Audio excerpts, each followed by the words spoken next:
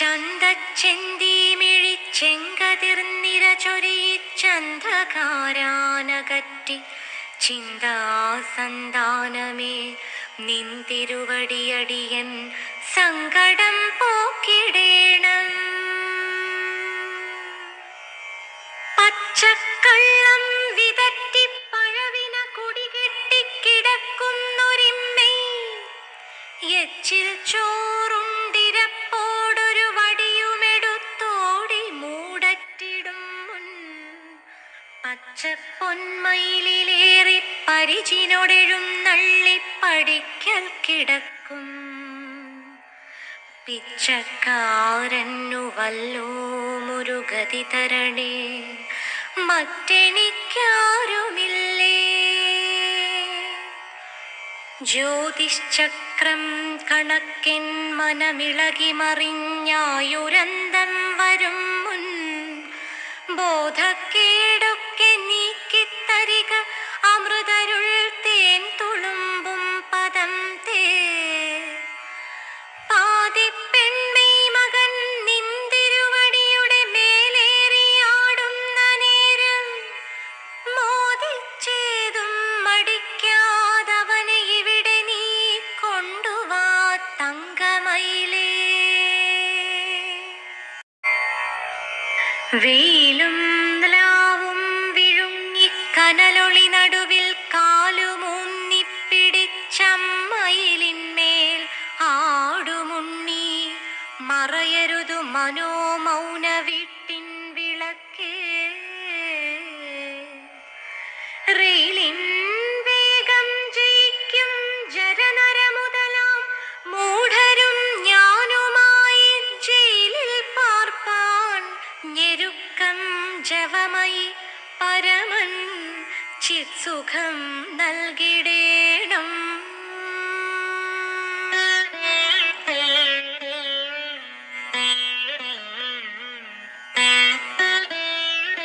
സ്പഷ്ടം ദ്രാവങ്ങു നീങ്ങി ദിനകരനുദയം ചെയ്തു ചന്ദ്രൻ മറഞ്ഞു. തട്ടിത്തട്ടിപ്പെരുക്കി പെരുവെളിയതിലാക്കിടുവാൻ പിന്നെ ആട്ടേ. കഷ്ടം ദീനം പിടിച്ചോ മതിരയതു കുടിച്ചോ കിടക്കുന്ന ലോകർക്കുത്തിഷ്ടോത്തിഷ്ഠ ശീഘ്രം നദിയിൽ മുഴുകുവാൻ കാലമായി വന്നിതിപ്പോ.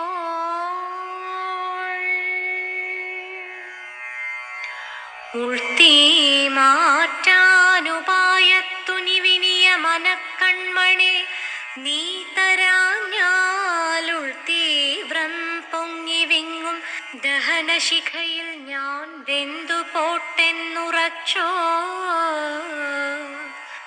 പിച്ചും ഭ്രാന്തം പിടിച്ച പിണി അറുതി വരാനായി വിതറ്റുന്നൊരു പേപ്പട്ടിക്കുണ്ടോ സുബോധം. പിഴകളഖിലവും നീ പൊറത്താളുമല്ലോ.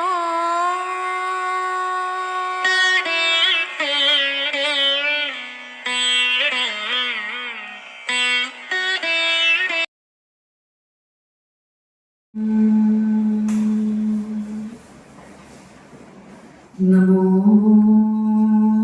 ഭഗവതേ നിത്യശുദ്ധമുക്തമഹാത്മനേ നാരായണയതീന്ദ്രായ തസ്മൈ ശ്രീ ഗുരവേ നമഃ.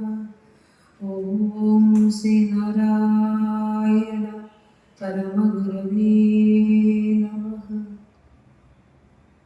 മഹാഗുരുവിൻ്റെ പാതാരവിന്ദങ്ങളിൽ ശതകോടി പ്രണാമങ്ങൾ അർപ്പിക്കുന്നു. 1084 നമ്പർ SNDP ശാഖായോഗത്തിൻ്റെ സമാദരണീയരായ ഭാരവാഹികളെ, ശാഖായോഗത്തിൻ്റെയും മറ്റു പോഷക സംഘടനകളുടെയും എല്ലാം ഭാരവാഹികളെ, ഈ സദസ്സിൽ ഉപവിഷ്ടരായിരിക്കുന്ന കുടുംബാംഗങ്ങളെ, എല്ലാവർക്കും എൻ്റെ വിനീതമായ നമസ്കാരം. ഇന്ന് ചതയം എല്ലാ മാസം ചതയത്തിനും ഭഗവാന്റെ ആ തിരുനാളിനെ ഓർമ്മിച്ചുകൊണ്ട് നാം എല്ലാ മാസവും ചതയത്തിന് ഗുരുദേവ വാണികൾ ശ്രവിക്കാറുണ്ട്. ഈ മാസം ഇവിടെ സംസാരിക്കാനൊരു ഭാഗ്യം എനിക്ക് സിദ്ധിച്ചു. അതിനെ ഇവിടുത്തെ ഭാരവാഹികളോടുള്ള സ്നേഹവും ആദരവും അറിയിക്കുന്നു. ഇവിടെ എനിക്ക് നൽകിയിട്ടുള്ള വിഷയം ഗുരു ശാസ്ത്രയുഗത്തിലെ ഋഷി എന്ന ഒരു വിഷയമാണ്. ഈ വിഷയം അവതരിപ്പിക്കുമ്പോൾ നമ്മൾ എത്തേണ്ടത് ആരാണ് ഗുരു, എന്താണ് ശാസ്ത്രം, ഗുരു എങ്ങനെയാണ് ഋഷിയാവുന്നത്, ഗുരു ഈ ആധുനിക ലോകത്തിൽ എങ്ങനെയാണ് ഗുരുവിൻ്റെ ദർശനം അവതരിപ്പിച്ചത്, ആ ദർശനം നമ്മൾ എങ്ങനെയാണ് മനസ്സിലാക്കേണ്ടത്, അത് നമ്മുടെ ജീവിതത്തിലേക്ക് നമ്മൾ എങ്ങനെ അപ്ലൈ ചെയ്യണം, ഇത്തരത്തിലുള്ള കാര്യങ്ങളിലൂടെ നമുക്കൊന്ന് കടന്നു പോകാം എന്ന് കരുതുന്നു. ആദ്യം തന്നെ ഗുരു ആരാണ് എന്ന ചോദ്യത്തിന് ഉത്തരം നമ്മൾ എന്നും ചൊല്ലുന്ന ഗുരുധ്യാനത്തിലുണ്ട്. ഗുരു ബ്രഹ്മ, ഗുരു വിഷ്ണു, ഗുരുദേവോ മഹേശ്വര, ഗുരു സാക്ഷാത് പരം ബ്രഹ്മ, തസ്മൈ ശ്രീ ഗുരുവേ നമഃ. ഇവിടെ ഒരു മനുഷ്യനിലെ അറിവിനെ സൃഷ്ടിക്കുന്ന, നന്മയെ സൃഷ്ടിക്കുന്ന ബ്രഹ്മാവാണ് ഗുരു. ആ നന്മയെ എന്നും ജീവിതത്തിലുടനീളം നിലനിർത്തുന്ന വിഷ്ണുവാണ് ഗുരു. ആ നന്മയെ തന്നോട് ചേർത്ത് ആ ദൈവത്തിലേക്ക് നമ്മെ ചേർക്കുന്ന ശിവനാണ് ഗുരു. ഈ ബ്രഹ്മവിഷ്ണു മഹേശ്വരന്മാർക്കും അപ്പുറമുള്ള പരബ്രഹ്മ സ്വരൂപമാണ് ഗുരു. ഇതിലപ്പുറം നമുക്ക് എന്താ പറയാനുള്ളത്? ദൈവത്തിനെയും ഗുരുവിനെയും ആരാധന ചെയ്യുമ്പോൾ ആരാണ് ദൈവം, ആരാണ് ഗുരു എന്ന് നമുക്ക് വ്യക്തമായി ഇന്നും ഒരു മനുഷ്യരോടും ചോദിക്കുമ്പോൾ അറിയില്ല. നമ്മുടെ വീട്ടിൽ ധാരാളം ദൈവസങ്കല്പങ്ങളുണ്ട്, ഗുരു എന്ന സങ്കല്പമുണ്ട്. ഇത് രണ്ടും തമ്മിലുള്ള വ്യത്യാസം എന്താണ് എന്ന് പലപ്പോഴും നമ്മളിൽ പലർക്കും അറിയില്ല. നമ്മൾ തലമുറകളായി, യുഗങ്ങളായി ആരാധന ചെയ്തു പോന്നിരുന്ന ദൈവവിഗ്രഹങ്ങൾ നമ്മുടെ മുന്നിലുണ്ട്. പറയേണ്ടത് ഒരൊറ്റ കാര്യമേ ഉള്ളൂ. ഈ കാലാകാലങ്ങളായി ആദ്യത്തെ യുഗമായ കൃതയുഗം മുതൽ, ത്രേതായുഗം മുതൽ, ദ്വാപരയുഗം മുതൽ ഈ കലിയുഗത്തിൽ എത്തി നിൽക്കുമ്പോൾ ഓരോ യുഗത്തിലും ദൈവങ്ങളായി നമ്മളുടെ മുന്നിലേക്ക് എത്തിയിരിക്കുന്നവർ ദൈവത്തിനപ്പുറം ഗുരുസ്വരൂപങ്ങളായിട്ടാണ് വന്നത്. ശ്രീരാമൻ വന്നതും, ശ്രീകൃഷ്ണൻ വന്നതും, ശിവൻ വന്നതും ഒക്കെ ഗുരുസ്വരൂപങ്ങളായിട്ടാണ്. ഈ ഗുരുസ്വരൂപം നമുക്ക് നൽകുന്നത് മനുഷ്യന്റെ ജീവിതത്തിലെ, മനുഷ്യന്റെ മനസ്സിലെ ഇരുട്ടിനെ മാറ്റിക്കൊണ്ട് ദൈവ വെളിച്ചത്തിലേക്ക് ഓരോ മനുഷ്യനെയും ഉയർത്തുന്നതിനുള്ള സാരവത്തായ ഉപദേശങ്ങളാണ് ഓരോ കാലഘട്ടത്തിലും വന്ന ഗുരുക്കന്മാർ നമുക്ക് നൽകിയിട്ടുള്ളത്. പക്ഷെ നമ്മൾ എന്താ ചെയ്യുന്നതെന്ന് വെച്ചാൽ ഈ ഗുരുക്കന്മാരെയൊക്കെ പൂവിട്ട് പൂജിച്ച് നിവേദ്യങ്ങൾ അർപ്പിച്ച് പ്രാർത്ഥിച്ച് മാത്രം കടന്നു പോകുമ്പോൾ ഇവർ നൽകിയിരിക്കുന്ന സാരവത്തായ ദർശനം നമ്മുടെ ജീവിതത്തിലേക്ക് എടുത്തിട്ട് ആ ജീവിതത്തെ എങ്ങനെ തെളിമയുള്ളതാക്കണമെന്ന് മാത്രം നമ്മൾ പഠിക്കില്ല. അതിന് ആരാധന എന്ന വാക്കിന്റെ അർത്ഥം അതായി മാറുക എന്നുള്ളതാണ്. ഇപ്പൊ ശിവനെ പ്രാർത്ഥിച്ചാൽ ശിവനായി മാറുക എന്നാണ്. ശിവന്റെ ജീവിതത്തിൽ, ആ ശിവ എന്ന ചൈതന്യത്തിൽ എത്രയോ മൂല്യങ്ങളുണ്ട്. ആ മൂല്യങ്ങളെ നമ്മളിലേക്ക് എടുക്കുക എന്നുള്ളതാണ് അർത്ഥം.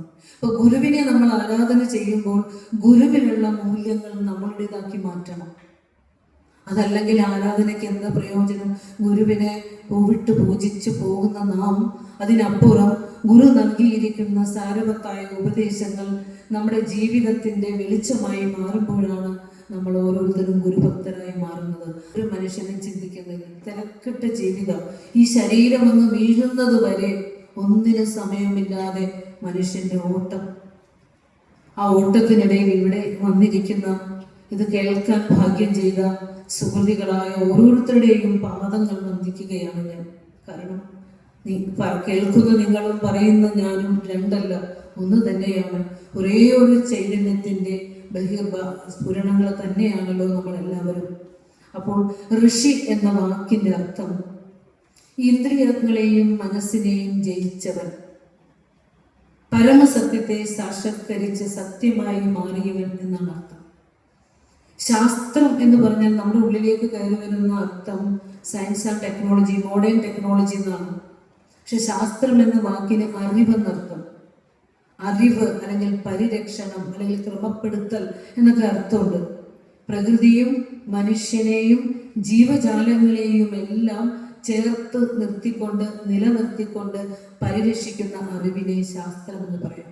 അങ്ങനെ വരുമ്പോൾ ഒരു ശാസ്ത്രയുഗത്തിലെ ഋഷി എന്ന ടോപ്പിക് പറയുമ്പോൾ ആദ്യം നമ്മളുടെയൊക്കെ മനസ്സിലേക്ക് ഓടിയെത്തേണ്ട വാക്കുകൾ നടരാജഗുരുവിൻ്റെയാണ്. ആധുനികമായ നടരാജഗുരു ആരാണെന്ന് പറയണ്ടല്ലോ അല്ലെ. ഡോക്ടർ പൽപ്പുവിന്റെ പുത്രനായ നടരാജഗുരുവാണ്.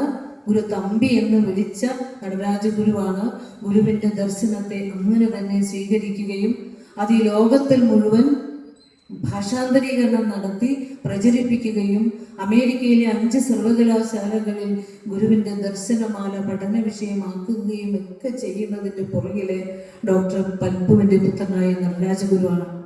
അപ്പൊ നടരാജഗുരു പറയുന്ന ഒരു വാക്കുണ്ട്, ഈ കലിയുഗത്തിൽ അതായത് ആധുനിക കാലത്തിൽ വന്ന് ജനിക്കുകയും പൗരാണിക ഋഷീശ്വരന്മാരുടെ ജീവിത മാതൃക പിന്തുടരുകയും ചെയ്തു എന്നുള്ളതാണ് നാരായണ ഗുരുവിൽ എനിക്കുള്ള പ്രതിപത്തി.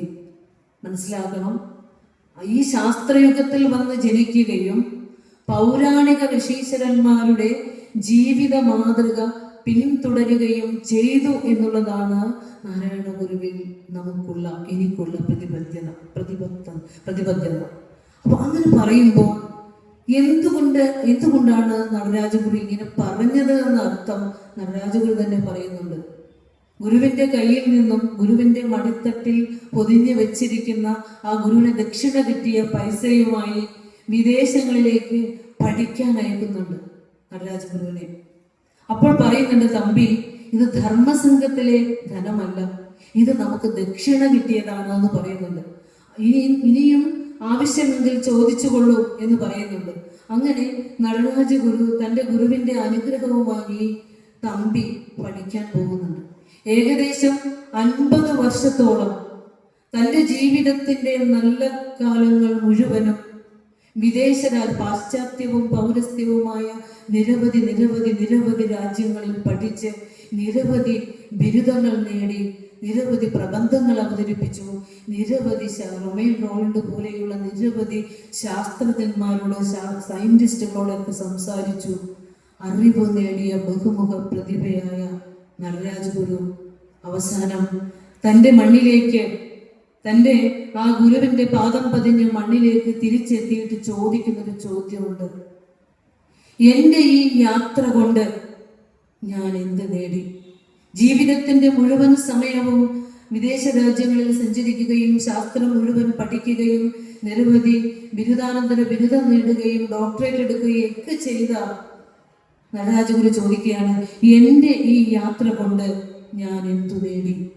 അതിനുത്തരവും നടരാജഗുരു പറയുന്നുണ്ട്. നമുക്കുള്ള ഉത്തരവ്, നമ്മൾ ഓരോരുത്തരും ശ്രദ്ധിക്കേണ്ട ഉത്തരവാണ്. ആധുനിക ശാസ്ത്രം പഠിക്കുന്ന നമ്മുടെ മക്കൾ ശ്രദ്ധിക്കേണ്ട ഉത്തരമാണ്. നടരാജഗുരു തന്നെ പറയുകയാണ്, ഈ യാത്രകളിലൂടെ എനിക്ക് മനസ്സിലാക്കാൻ സാധിച്ചത് നാരായണ ഗുരു തൻ്റെ കൃതികളിലൂടെ രേഖപ്പെടുത്തി വെച്ചിരിക്കുന്ന ആ അൾട്ടിമേറ്റ് അല്ലെങ്കിൽ പരമമായ ആ സത്യത്തിന്റെ അടുത്തെങ്ങും വരാൻ ഞാൻ പഠിച്ച ശാസ്ത്രങ്ങൾക്കോ ഞാൻ കണ്ടുപിടിയ ശാസ്ത്രജ്ഞന്മാർക്കോ ഞാൻ അവതരിപ്പിച്ച പ്രബന്ധങ്ങളിലോ ഒന്നും സാധിക്കുകയില്ല എന്ന് തിരിച്ചറിവുണ്ടാകാൻ മാത്രമാണ് എൻ്റെ ഈ യാത്ര ഉപകരിച്ചത്. ഇതിൽ കൂടുതൽ നമുക്ക് എന്താ കേൾക്കാനുള്ളത്? ഇതിൽ കൂടുതൽ നമുക്ക് എന്താണ് നേടാനുള്ളത്? വടിയും കുത്തിച്ചെല്ലും ആ കർമ്മയോഗീന്ദ്രന്റെ മിഴികളിൽ വിശ്രമം കണ്ടു ലോകം. പക്ഷെ ഗുരു തന്റെ കൃതികളിൽ രേഖപ്പെടുത്തി വെച്ചിരിക്കുന്ന പരമസത്യത്തിന്റെ ഉള്ളറയിലേക്ക് ചെല്ലാനുള്ള ശേഷിയും ശേമുഷിയും അത് തന്ന ഗുരുവിന്റെ ശിഷ്യഗണങ്ങൾക്കില്ലാതെ പോയി. അതുകൊണ്ട് തന്നെയാണ് ഗുരു നടരാജഗുരുവിനോട് പറഞ്ഞത്, നമുക്ക് ആരുമില്ലല്ലോ തമ്പി. അതുകൊണ്ട് തന്നെയാണ് നമ്മുടെയൊക്കെ വേദികൾ ഇന്നും ഇങ്ങനെ ശുഷ്കമായി പോകുന്നത്. ആ അറിവിന്റെ ഗരിമ നമുക്ക് ഉൾക്കൊള്ളാനാവുന്നില്ല എന്നുള്ളത് തന്നെയാണ്. എൻ്റെ വിഷയത്തിലേക്ക് ഞാൻ വരുമ്പോൾ, എങ്ങനെയാണ് ശ്രീനാരായണ ഗുരുദേവൻ ഒരു ആധുനിക കാലത്ത് ജനിച്ചിട്ട് ഒരു പൗരാണിക കാലത്ത് ഋഷീശ്വരനാകുന്നത് ഒന്നാമത്തെ പോയിന്റ് ഗുരുവിന്റെ തപസ്സാണ്, അല്ലെ? ആധുനിക കാലത്ത് തപസ് ചെയ്ത ഋഷീശ്വരനാണ് ഗുരു. എവിടെയാ തപസ് ചെയ്തത്? വെള്ളത്തടം ഗുഹയിൽ, മരുത്വാമലയിൽ. ഏകദേശം 32 വയസ്സിലെ ഗുരുവിന്റെ യൗവന പ്രായത്തിലാണ് ഗുരു മരുത്വാമലയിൽ തപസ് ചെയ്യുന്നത്. ആ പൗരാണിക ഋഷീശ്വര മാതൃകയെ പിന്തുടരുമ്പോൾ നമ്മൾ എപ്പോഴും കേട്ടിട്ടുള്ളതാണ്, ഗുരു തപസ് ചെയ്യുമ്പോൾ അവിടെ പാമ്പുണ്ടായിരുന്നു, പുലി ഉണ്ടായിരുന്നു, അവരൊന്നും ഗുരുവിനെ ഉപദ്രവിച്ചില്ല. വളരെ ശാന്തമായി ഗുരു അവിടെ ആത്മനിലീന മാനസനായിരുന്നു നമ്മൾ പഠിച്ചിട്ടുണ്ട്. അവിടെയൊക്കെ നമ്മൾ മനസ്സിലാക്കേണ്ട ഒരു വാക്യം, അവിടെ നടരാജഗുരുവിനെ തന്നെ ആ വാക്കുകളെ തന്നെ ഞാൻ എടുക്കുകയാണ്. നടരാജഗുരു പറയുകയാണ്, ഒരു മഹാത്മാവ് അതായത് ഒരു ചെറിയ ജീവി മുതൽ, ഒരു അണു മുതൽ ഏറ്റവും ഉന്നതനായ ജീവി വരെയുള്ള ഒരു സമൂഹത്തിനോട് ഒരു ഗുരു ഏറ്റവും അനുകമ്പയുള്ളവനായി മാറുമ്പോൾ, ഒരു ചെറിയ ജീവി മുതൽ, ശ്രദ്ധയോടെ ഇരിക്കണം, ഇത്തിരി നമ്മളുടെ ടോപ്പിക്കിലേക്ക് വരാൻ നിങ്ങൾക്ക് ഇത്തിരി സമയം പിടിക്കും, അതുകൊണ്ടാണ് ശ്രദ്ധ എങ്ങും പോകാതെ ഇരിക്കണം. ഒരു ചെറിയ ജീവി മുതൽ ഏറ്റവും ഉന്നതനായ ജീവി വരെയുള്ള ഈ പ്രപഞ്ചത്തിലെ സകലതിനോടും ഒരു ഗുരു അനുകമ്പയുള്ളവനായി മാറുമ്പോൾ, ഇത്ര മനസ്സിലായോ? ചെറിയ ജീവി മുതൽ ഏറ്റവും അണു മുതൽ അണ്ടകടാഹം വരെയുള്ള സമസ്തതിനോടും ഒരു ഗുരുവിന്റെ ഉള്ളിൽ അനുകമ്പ കൊണ്ട് നിറയുമ്പോൾ ആ ജീവജാലങ്ങളും അത് മനസ്സിലാക്കുകയും അവരുടെ ഉള്ളിലും ആ മഹാനുഭാവന്റെ മനോഗതത്തിന് അനുഗുണമായ ഒരു പ്രകൃതി രൂപപ്പെടുകയും ചെയ്യും. ഇത് എൻ്റെ വാക്കല്ല, നടരാജഗുരുവിന്റെ വാക്കാണ്. അതുകൊണ്ട് പ്രകൃതി പോലും ആ മഹാനുഭാവന്റെ മനോഗുണത്തിന് അനുയോജ്യമായി പ്രവർത്തിക്കുന്നത് കൊണ്ടാണ് അവിടെ ഇരുന്ന പാമ്പിന്റെ ഉള്ളിലും അവിടെ ഇരുന്ന പുലിയുടെ ഉള്ളിലുമുള്ള പ്രകൃതി സാത്വിക പ്രകൃതിയായിട്ട് മാറിയത്. അതാണ് നടരാജഗുരു പറയുന്നത്, ജീവികളെ സ്വാത്മവശത്താക്കുന്ന ഒരു ആകർഷണീയത ശ്രീനാരായണ ഗുരുവിൽ പരിവേഷം ചെയ്തു നിന്നിരുന്നു. അപ്പൊ ഇതൊന്നും പൊള്ള വാക്കുകളോ വെറും വാക്കുകളോ പാഴ്കഥകളോ കെട്ടിച്ചമച്ച കഥകളോ ഒന്നുമല്ല. ഏതൊരു മഹാപുരുഷനാണോ തൻ്റെ ഉള്ളം സകല ജീവികളോടും അനുകമ്പയുള്ളതാക്കി തീർക്കുന്നത്, ആ മഹാപുരുഷന്റെ മനോഗതത്തിന് അനുഗുണമായ ഒരു പ്രകൃതി ആ ജീവിയിൽ നിന്നും ഉണ്ടാവും. അതാണ് നമ്മൾ അവിടെ മരുത്വാമലയിലെ കണ്ടത്. അങ്ങനെ മരുത്വാമലയിലെ ഗുരുവിന്റെ തപസ്, ഗുരുവെന്ന ആ ആധുനിക കാലത്തെ ആ ഗുരുവിനെ ഒരു പൗരാണിക ഋഷീശ്വരനാക്കി മാറ്റുന്നുണ്ട്. ഇനി അടുത്തൊരു ടോപ്പിക്ക് പറയുമ്പോൾ, ദർശനമാല എന്ന ഗുരുവിന്റെ 100 ശ്ലോകങ്ങളുള്ള ദാർശനിക കൃതി. അത് രചിക്കുന്നതിന് മുമ്പുള്ള ഒരു പശ്ചാത്തലം നമ്മൾ അറിയണം. മാമ്പലം വിദ്യാനന്ദ സ്വാമികള് ഗുരുവിനോട് വന്ന് ചോദിക്കുന്നുണ്ട്, ഗുരു, ഈ ഗുരുകുലത്തിൽ സാമ്പ്രദായികമായി വേദാന്തം പഠിക്കുന്നതിന് അടുക്കും ചിട്ടയോടുകൂടി ദാർശനികമായ ഒരു ചിന്താ പദ്ധതിയെ, ഗുരുവിന്റെ ദർശനങ്ങളുടെ സമഗ്ര രൂപത്തെ വേദാന്തം പഠിക്കുന്ന കുട്ടികൾക്ക് പ്രയോജനമാകുന്ന രീതിയിൽ രചിച്ചു തരണേ ഭഗവാനെ എന്ന് ചോദിക്കുന്നുണ്ട്. അപ്പൊ ഗുരു പറയുന്നുണ്ട്, അപ്പോഴപ്പോൾ പറയുന്നത് കുറിച്ചെടുത്തുകൊള്ളുക. പക്ഷെ ഒരെണ്ണം പറഞ്ഞു കഴിഞ്ഞ് വീണ്ടും അതൊന്ന് ആവർത്തിക്കാൻ പറഞ്ഞാൽ ഒരു പക്ഷേ ഒരിക്കലും ഗുരുവിൽ നിന്ന് അത് കിട്ടില്ല. കാരണം ഇത് പറയുന്നത് നമ്മളെ പോലെ ബുദ്ധിയുടെ തലത്തിലോ മനസ്സിന്റെ തലത്തിലോ ഗ്രന്ഥത്തെ ബേസ് ചെയ്തുള്ള അറിവിന്റെ തലത്തിലൊന്നുമല്ല. ഗുരു പറയുന്നത് ആത്മ അനുഭൂതിയിൽ നിന്നാണ് പറയുന്നത്. പിന്നീട് അങ്ങനെ ഒന്നും വരില്ല. അതുകൊണ്ടാണ് രണ്ടാമതൊന്ന് ചോദിക്കരുത് എന്ന് പറയുന്നത്. ഇങ്ങനെ ഈ 100 ശ്ലോകങ്ങളും എഴുതി അത് രചിച്ചു കഴിഞ്ഞപ്പോൾ ഗുരു തന്നെ അതെല്ലാം ചിട്ടപ്പെടുത്തി 10 തിരിച്ച് 100 ശ്ലോകങ്ങളുള്ള ദർശനമാല എഴുതി. ഗുരുവിന്റെ ആ ഉള്ളത്തിൽ നിന്ന് ഊറി വന്നു. ഞാനത് പറയാൻ കാരണം, മാമ്പലം വിദ്യാനന്ദ സ്വാമിയുടെ ചോദിച്ചൊരു ചോദ്യം എന്താ, ഇനി വരുന്ന തലമുറയ്ക്ക് സാമ്പ്രദായികമായി വേദാന്തം പഠിക്കുവാൻ ഗുരുവിന്റെ ദർശനത്തിന്റെ സമഗ്ര രൂപം രചിച്ചു തരണേ മഹാഗുരു. അതൊന്നും ഒന്ന് വെളിച്ചം കണ്ടിട്ടില്ല. 100 വർഷത്തിലേക്ക് കടക്കുമ്പോൾ നമ്മളൊക്കെ ആ കൃതിയുടെ അരികത്ത് പോലും വന്നിട്ടില്ല. ഞാൻ ഓർക്കുന്നു 86, 87 കാലഘട്ടങ്ങളിൽ മഹാത്മാഗാന്ധി യൂണിവേഴ്സിറ്റിയിലെ വേദാന്ത വിദ്യാർത്ഥികൾക്ക് വേണ്ടിയുള്ള പഠന സിലബസിൽ ഗുരുവിൻ്റെ ദർശനമാല എന്ന കൃതി ഉൾപ്പെടുത്തുകയും അത് 100 ശ്ലോകങ്ങൾ പഠിക്കുകയും അത് പരീക്ഷ എഴുതുകയും അതിൽ ഉന്നത വിജയം നേടാനും സാധിക്കുമ്പോൾ ആ ഗുരുവെന്ന ചൈതന്യം നമ്മളെ നയിക്കുന്നു എന്നുള്ളതിൻ്റെ ഇതിൽ കൂടുതൽ എന്താ നമുക്ക് തെളിവ് ആവശ്യമുള്ളത്? അവിടെ ഞാൻ എപ്പോഴും ഓർക്കും മാമ്പലം വിദ്യാനന്ദ സ്വാമികളുടെ വാക്കുകൾ. അതുപോലെ തന്നെ കാലടി BA വേദാന്ത പഠനം കഴിഞ്ഞപ്പോൾ അവിടെ PGക്ക് വേദാന്തമില്ലാത്ത അവസ്ഥയിൽ വേദാന്ത വിദ്യാർത്ഥികൾ സാഹിത്യമോ ന്യായമോ വ്യാകരണമോ എടുത്തുകൊണ്ട് അവരുടെ PG ആ സിലബസ് മാറ്റി പഠിക്കാറുണ്ട്. എന്നെ കാലടിയിൽ എത്തിച്ച ചൈതന്യം തന്നെയായിരിക്കണം എന്നെ ഇവിടെ ഇരുത്തിയിരിക്കുന്നതെന്ന് ഞാൻ ഓർക്കുവാണ്. അങ്ങനെ ഇത് പഠിച്ച് ഈ കോഴ്സ് കംപ്ലീറ്റ് ചെയ്തതിന് ശേഷം ഞങ്ങൾക്കൊരു കോൺവൊക്കേഷൻ ടൈമിൽ വാസുദേവൻ പോറ്റി സാർ എല്ലാവർക്കും പുസ്തകങ്ങൾ കൊടുത്തു, ഓരോ പുസ്തകങ്ങൾ കൊടുത്തു. അതിൽ ശങ്കര ഭഗവത്പാദയുടെ കൃതികളാണ് ഓരോരുത്തർക്കും കൊടുത്തതെങ്കിൽ എൻ്റെ കയ്യിലേക്ക് കിട്ടിയത് ദർശനമാലയം. എനിക്കറിയില്ല അതെങ്ങനെയാണ്, ഏത് ചൈതന്യമാണ് എന്നെ നയിക്കുന്നതെന്നും ഏത് മഹാഗുരുവിൻ്റെ ഉള്ളമാണ്, ആ ഉള്ളത്തിലെ കനിവാണ് എന്നിലേക്ക് വർഷിച്ചതെന്ന് എനിക്കറിയില്ല. സംസ്കൃത ഭാഷയിൽ 100 ശ്ലോകങ്ങളോടുകൂടിയ സംസ്കൃത ഭാഷയിലേക്ക് തർജ്ജമ ചെയ്ത ഒരു ദർശനമാലയുടെ ഒരു പതിപ്പാണ് സാർ എനിക്ക് തന്ന് ഞാൻ സാറിൻ്റെ പാദം തൊട്ട് നമസ്കരിച്ച് കാലടി ശ്രീശങ്കരയുടെ പടിയിലിറങ്ങുന്നത്. അപ്പോൾ ഓർക്കുന്നത് നമ്മൾ ഓരോരുത്തരെയും ഈ പ്രപഞ്ചത്തിൽ നയിക്കുന്നതും ഇരുത്തുന്നതും ഒക്കെ ആ മഹാഗുരു തന്നെയാണ്. അപ്പോൾ ദർശനമാലയെക്കുറിച്ച് പറഞ്ഞു വന്നപ്പോഴാണ് ഞാൻ എൻ്റെ കഥയിലേക്ക് ഒന്ന് കടന്നു പോയതാണ്. ഒരുപക്ഷെ വൈകാരികമായ ചില മൂമെന്റ്സ് നമ്മുടെ ജീവിതത്തിൽ ഉണ്ടാകുമ്പോൾ അതറിയാതെ നമ്മുടെ നാവിലേക്ക് കടന്നു വരുന്നതാണ്. ഇപ്പോൾ ഈ ദർശനമാലയിലെ 1-ാമത്തെ അധ്യായം ഗുരു എന്ന ആ ആധുനിക ഋഷീശ്വരനെ പഠിക്കുമ്പോൾ 1-ാമത്തെ അധ്യായത്തിൽ 1-ാം ശ്ലോകം തുടങ്ങുന്നത് പ്രപഞ്ചത്തിന്റെ സൃഷ്ടിയെ പറഞ്ഞുകൊണ്ടാണ്. നമ്മളത് പഠിക്കുന്നതാണ് അല്ലെ. 1-ാം ശ്ലോകം ഈ പ്രപഞ്ചം എങ്ങനെ ഉണ്ടായി എന്ന് പറഞ്ഞുകൊണ്ടാണ്. അവിടെ ഗുരു ജഗദീശ്വരനെ പറയുന്നത് പരമേശ്വരൻ എന്നാണ്.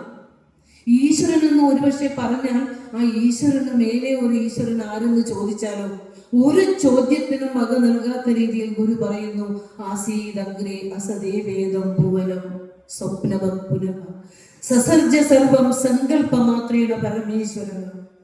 പ്രപഞ്ചം എങ്ങനെ ഉണ്ടായി എന്നുള്ളതിൻ്റെ അന്വേഷണങ്ങളിൽ ശാസ്ത്രലോകം ഇന്നും ഏർപ്പെടുമ്പോൾ ഈ ആധുനിക കാലത്തേക്ക് ജനിച്ച ഋഷീശ്വരന് ഒരു സംശയവുമില്ല, പ്രപഞ്ചം ആ പരമേശ്വരന്റെ സങ്കല്പമാണ്. നമ്മൾ കാണുന്നതെല്ലാം വെറും പ്രതീതികൾ മാത്രമാണ് എന്നുള്ളത് ഒരു പക്ഷേ ഇപ്പോൾ ഈ ലോകത്തെ കണ്ടുകൊണ്ടിരിക്കുന്ന നമുക്കത് മനസ്സിലാവില്ല. പക്ഷെ നമ്മൾ കുറച്ചൊന്ന് പുറകിലേക്ക് മാറി നോക്കിയാൽ നമ്മൾ ഇരുന്നിരുന്ന ആ നമ്മളുടെ വീടും എല്ലാവരും ഒരുമിച്ചിരുന്ന സന്ദർഭങ്ങളും പഴയകാല ക്ലാസ്സുകളും പഴയകാല ജീവിതങ്ങളും എല്ലാം ഒരു പ്രതീതിയായി പുറകോട്ട് മറഞ്ഞു പോയിക്കൊണ്ടിരിക്കുക. ഇപ്പോൾ ഉള്ളതിന് നമ്മളിങ്ങനെ ബന്ധപ്പെട്ട് ശക്തരായിട്ടിരിക്കും, ഇതും കഴിഞ്ഞു പോകും. അപ്പോഴും നമ്മൾ ഒരിക്കലും ഈ പ്രതീതിയാണെന്ന് വിശ്വസിക്കാൻ നമ്മുടെ മനസ്സ് നമ്മളെ സമ്മതിക്കില്ല. അത്രയും മായാകൽപിതമായ ഈ പ്രപഞ്ചത്തിലാണ് നമ്മൾ ഇരിക്കുന്നത്.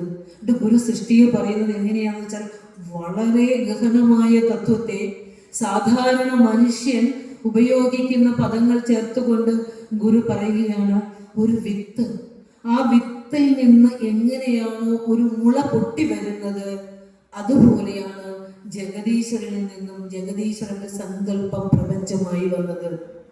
വിത്ത് നശിച്ചിട്ടാണ് ആ വിത്തിന്റെ രൂപം മാറി അത് മുളയായിട്ട് വന്നപ്പോൾ വിത്തില്ല, മുളയോ ആ വിത്ത് തന്നെയാണ് മുളയായിട്ട് വന്നത്. ഒരു കലാകാരന്റെ ഒരു ചിത്രകാരന്റെ ഉള്ളിലുള്ള ചിത്രമാണ് ക്യാൻവാസിലേക്ക് ബഹിസ്ഫുരണമായിട്ട് വന്നത്. ഒരു ഇന്ദ്രജാലക്കാരന്റെ ഉള്ളിലുള്ള ആ സർഗാത്മകതയാണ് പുറത്ത് ഇന്ദ്രജാലമായിട്ട് വന്നത്. അതുപോലെ നമ്മളൊക്കെ ആ ജഗദീശ്വരൻ എന്ന ആ കലാകാരന്റെ സർഗാത്മകതയിൽ പ്രതീതീകരിക്കുന്നവരാണ് നാം ഉൾപ്പെടുന്ന ഈ പ്രപഞ്ചവും ആ പരമസത്യത്തിൽ നിന്നുണ്ടായി അതിൽ നിലനിന്ന് അതിലേക്ക് തന്നെ ലയിക്കുന്നതാകുന്നു എന്ന് 1-ാമത്തെ അധ്യായത്തിൽ ഗുരു പറഞ്ഞു. അവിടെ ഗുരു പറയുന്നുണ്ട്, ഈ പ്രപഞ്ചത്തിന്റെ ഇന്നത്തെ അവസ്ഥ എപ്പോഴാണോ മനുഷ്യ മനസ്സുകളിൽ ആത്മീയമായ വെളിച്ചം കെട്ടുപോകുന്നത് അന്ന് ഈ ലോകം ഒരു പിശാച നഗരം പോലെ നമ്മളെ ഭയപ്പെടുത്തുന്നു. ഇന്ന് നമുക്കറിയാം, നമ്മൾ ജീവിക്കുന്ന ഈ പ്രപഞ്ചം ഈ ലോകം അത്രയും ഇരുട്ട് നിറഞ്ഞതായി മാറിയിരിക്കുന്നു. നമ്മൾ കഴിഞ്ഞ ദിവസം കണ്ടതാണ് ഈ കണ്ടനാട് ബാറിൽ നിന്ന് ഇറങ്ങി വന്ന ഒരു പെൺകുട്ടി, ഏകദേശം ഒരു 20-നും 19-നും അല്ലെങ്കിൽ 18-നും ഒക്കെ ഇടയ്ക്കുള്ള ഒരു പെൺകുട്ടി മദ്യപിച്ച് ആടി വന്നിട്ട് കണ്ടവരെയൊക്കെ ഉപദ്രവിക്കാൻ ചെല്ലുന്ന ഒരു കാഴ്ച നമ്മൾ കണ്ടു. കണ്ടവരെല്ലാം ഭയപ്പാടോടു കൂടിയാണ് നോക്കിയത്. എങ്ങോട്ടാണ് സമൂഹത്തിന്റെ പോക്കെന്ന് ഓർക്കുമ്പോൾ ഇനി ഒരു തലമുറയ്ക്ക് ജന്മം നൽകാൻ ബുദ്ധിയുള്ള, നന്മയുള്ള, ജീവിത മൂല്യങ്ങളുള്ള പെൺകുട്ടികൾ നമ്മളുടെ ഇടയിൽ ഉണ്ടാകുമോ? അങ്ങനെയൊക്കെ ഉണ്ടാകണമെങ്കിൽ തീർച്ചയായും നമ്മുടെ ഗുരുദർശന പഠന ക്ലാസ്സുകൾ 5-6 കുട്ടികളെ കൊണ്ടൊക്കെ ഇരിക്കാതെ നമ്മളുടെ കുട്ടികളെ ഇവിടെ എത്തിക്കാനുള്ള മാർഗങ്ങൾ നമ്മൾ ചെയ്തേ പറ്റൂ. ഇല്ലെങ്കിൽ നമ്മൾ അനുഭവിക്കാൻ പോകുന്ന ഇനി ഒരു വരുന്ന തലമുറ അനുഭവിക്കാൻ പോകുന്ന ഇരുട്ട് ചെറുതൊന്നും ആയിരിക്കില്ല. ഇപ്പോൾ തന്നെ അറിയാം, നമ്മുടെ കുട്ടികൾക്ക് ആർക്കും വിവാഹം വേണ്ടെന്ന് പറയുന്നു. വിവാഹം ചെയ്താൽ തന്നെ ഇനി ഞങ്ങൾക്ക് മക്കൾ വേണ്ട എന്ന് പറയുന്ന നമ്മുടെ ചുറ്റുപാടും തന്നെ നോക്കിയാൽ തന്നെ കാണാം ഒരു 5, 8, 10 എണ്ണത്തിന്, അല്ലേ? പലരും ഇങ്ങനെ സങ്കടങ്ങളുമായിട്ട് വരാറുണ്ട്. ടീച്ചറെ എങ്ങനെയാ പറയുന്നതെന്ന്. അപ്പോൾ എങ്ങോട്ടാണ് നമ്മുടെ പോക്ക് എന്ന് ചോദിച്ചാൽ അറിയില്ല. അപ്പൊ ഞാൻ ഈ കുട്ടികളോടൊക്കെ ചോദിക്കാറുള്ള ഒരു കാര്യം, മക്കളെ, നിനക്ക് ജന്മം നൽകിയത് ഒരു അമ്മയല്ലേ? ആ അമ്മയുടെ വയറ്റിൽ ജനിച്ച് പുറത്തു വന്നത് കൊണ്ടല്ലേ നിനക്ക് ഇപ്പൊ ഇങ്ങനെ പറയാൻ പറ്റിയത്? നിന്നെ പഠിപ്പിച്ചത് ഒരു അമ്മയ്ക്ക് ജനിച്ച ഒരു അധ്യാപകനായിരിക്കില്ലേ?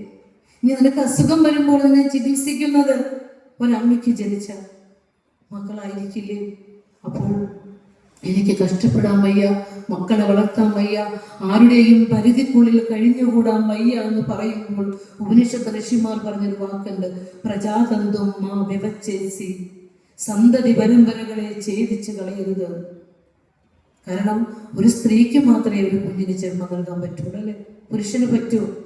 അങ്ങനെയുള്ള പെൺകുട്ടികള് ഇങ്ങനെയുള്ള തീരുമാനങ്ങളിലേക്ക് പോകുമ്പോൾ നമുക്ക് ഒന്നുമേ പറയാൻ നിവൃത്തിയില്ല.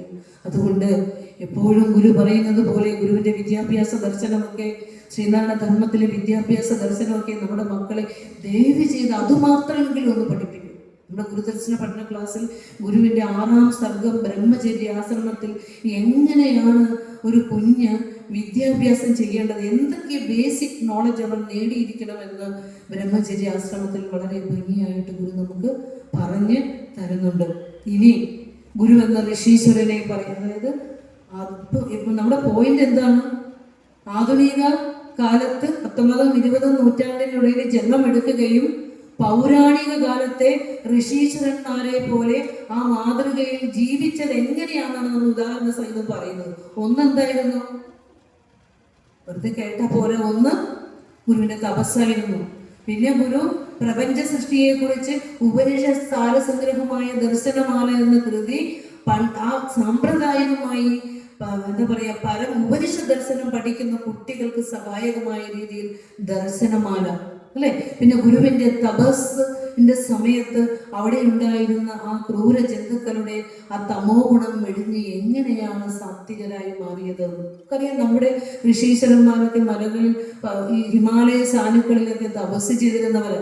ഒരുപക്ഷെ ഹിമാലയത്തിൽ തപസ് ചെയ്തിരുന്നത് അവരായതുകൊണ്ട്, അവരുടെ ഉള്ളിൽ തെളിഞ്ഞ അറിവായതുകൊണ്ടാണ് ശിവന്റെ ഭാര്യയ്ക്ക് പാർവതി എന്ന പേര് തന്നെ വന്നു. ഹിമവാന്റെ പുത്രി എന്നല്ലേ പറയാം. ഹിമവാന്റെ പുത്രിയായ ദേവി ഉള്ളിൽ തെളിഞ്ഞത് ഋഷിമാരുടെ ഉള്ളിലാണ്. അങ്ങനെയായിരിക്കാം ആ പേര് പോലും ആഗതമായിരിക്കുന്നത്. അപ്പോൾ അങ്ങനെയുള്ള ഗുരുവിനെ നമ്മൾ പറഞ്ഞുകൊണ്ടിരിക്കുമ്പോൾ അടുത്ത ഭാഗം പറയാൻ പോകുന്നത് ഗുരുവിന്റെ എന്താ പറയുക, ശ്രീനാരായണ ധർമ്മത്തിലേക്കാണ്. ഇപ്പോഴും, കാരണം നമ്മൾ എപ്പോഴും, ഞാനൊക്കെ സംസാരിക്കുമ്പോൾ എപ്പോഴും നമ്മളൊരു ബേസിക് ഉള്ളൊരു പോയിന്റ് എന്താന്ന് വെച്ചാൽ, 100 വർഷം കഴിഞ്ഞാലേ ഇതെല്ലാം മനുഷ്യ മനസ്സുകളിലേക്ക് എത്തുള്ളൂ എന്ന് ഗുരുവിന്റെ വാക്യം പറയുമ്പോൾ, 98ാമത് മഹാസമാധി കഴിഞ്ഞ് 100ാമത്തെ മഹാസമാധിയിലേക്ക് വേണ്ടിയിട്ട് നമ്മൾ ഒരുക്കങ്ങൾ നടത്തിക്കൊണ്ടിരിക്കുമ്പോഴും പതുക്കെ പിച്ച വെച്ച് പലരും എത്തുന്നുണ്ട്. ഞാൻ ഓർക്കുന്നു, ഗുരുവിന്റെ വേദാന്ത സൂത്രങ്ങൾ എന്ന കൃതി ഞാൻ ഇവിടെ ഒരു ഓൺലൈൻ കൂട്ടായ്മയിലൂടെയാണ്, ഏകദേശം ഒരു 100-ിനടുത്ത ആളുകളുണ്ട് അത് പഠിക്കാൻ. അത് കേരളത്തിൽ അങ്ങോളം ഇങ്ങോളവും ഇന്ത്യക്ക് വെളിയിലും ഇന്ത്യയിലെ പല സംസ്ഥാനങ്ങളിലും ഉള്ള ആളുകൾ ഗുരുവിന്റെ ദർശനം പ്രചരിപ്പിക്കുന്നവരാണ് പഠിക്കാൻ വരുന്നത്. അതൊരു 70, 80, 90 പേരൊരു ക്ലാസ്സിൽ കയറും, ഒരാൾ പോലും ആ ക്ലാസ്സിൻ്റെ ഇടയിൽ ലെഫ്റ്റ് ആവില്ല. കാരണം വളരെ ഗഹനമായ ഒരു വിഷയമാണ് വേദാന്ത സൂത്രം. ഗുരുവിന്റെ കൃതികൾ എല്ലാവരും പഠിച്ചു കഴിഞ്ഞവർക്ക് മാത്രമാണ് ആ വേദാന്ത സൂത്രം മനസ്സിലാവുക. ഇപ്പോൾ നിങ്ങൾ കങ്ങഴി ചെല്ലുമ്പോഴാണെങ്കിലും, കുളഞ്ഞിക്കാരായ്മ ചെല്ലുമ്പോഴാണെങ്കിലും, ചങ്ങനാശ്ശേരി ചെല്ലുമ്പോഴാണെങ്കിലും ഞാൻ ടീച്ചറിന്റെ സ്റ്റുഡൻ്റാണ് എന്ന് പറഞ്ഞ് വരുമ്പോൾ വല്ലാതെ ഒരു എന്താ എനിക്ക് അറിയില്ലാത്ത രീതിയിൽ കണ്ണുകൾ നിറഞ്ഞു പോകാറുണ്ട്. കാരണം വേദാന്ത സൂത്രമൊക്കെ പഠിക്കുന്ന അത്ര തലത്തിലേക്ക് നമ്മുടെ ആളുകൾ മാറുകയും ആ സൂത്രം തെറ്റുകൂടാതെ ഉച്ചരിക്കുകയും അതിൻ്റെ അർത്ഥം പറഞ്ഞു കൊടുക്കാനും ഒക്കെ വരെ തലത്തിൽ ആളുകൾ മാറിക്കൊണ്ടിരിക്കുന്ന ഒരു കാലഘട്ടത്തിലേക്കും കൂടിയാണ് നമ്മൾ സഞ്ചരിക്കുന്നത്. അപ്പോൾ പറഞ്ഞു വന്നത്, ശ്രീനാരായണ ധർമ്മം കലിയുഗത്തിലെ സ്മൃതി ഗ്രന്ഥമാണ്. അതിൻ്റെ ഇമ്പോർട്ടൻസ് നമുക്ക് ആയിട്ടില്ല എന്നുള്ളതിൻ്റെ തെളിവാണ് ഈ കഴിഞ്ഞ ദിവസം ശിവഗിരി കുടുംബ യൂണിറ്റിലേക്ക് എൻ്റെ ഒരു ആത്മസുഹൃത്ത് നമ്മളുടെ ഗോപാലകൃഷ്ണ സാർ എന്നെ വിളിച്ചിരുന്നു, ടീച്ചറെ ഒന്ന് വരാമോ ക്ലാസ്സിൽ നിന്ന്.